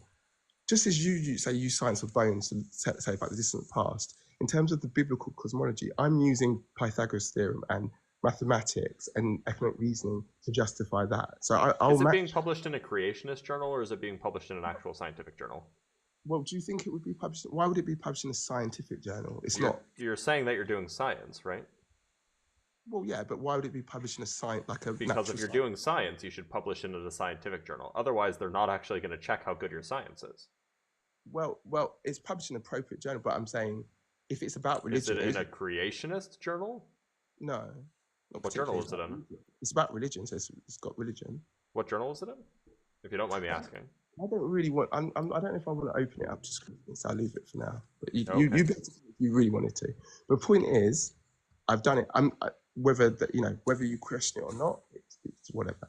So the point is, I could put that back to like no one publishes evolutionary stuff in a creationist journal. Fine, you wouldn't expect it to be. Yeah, because they're doing science, not.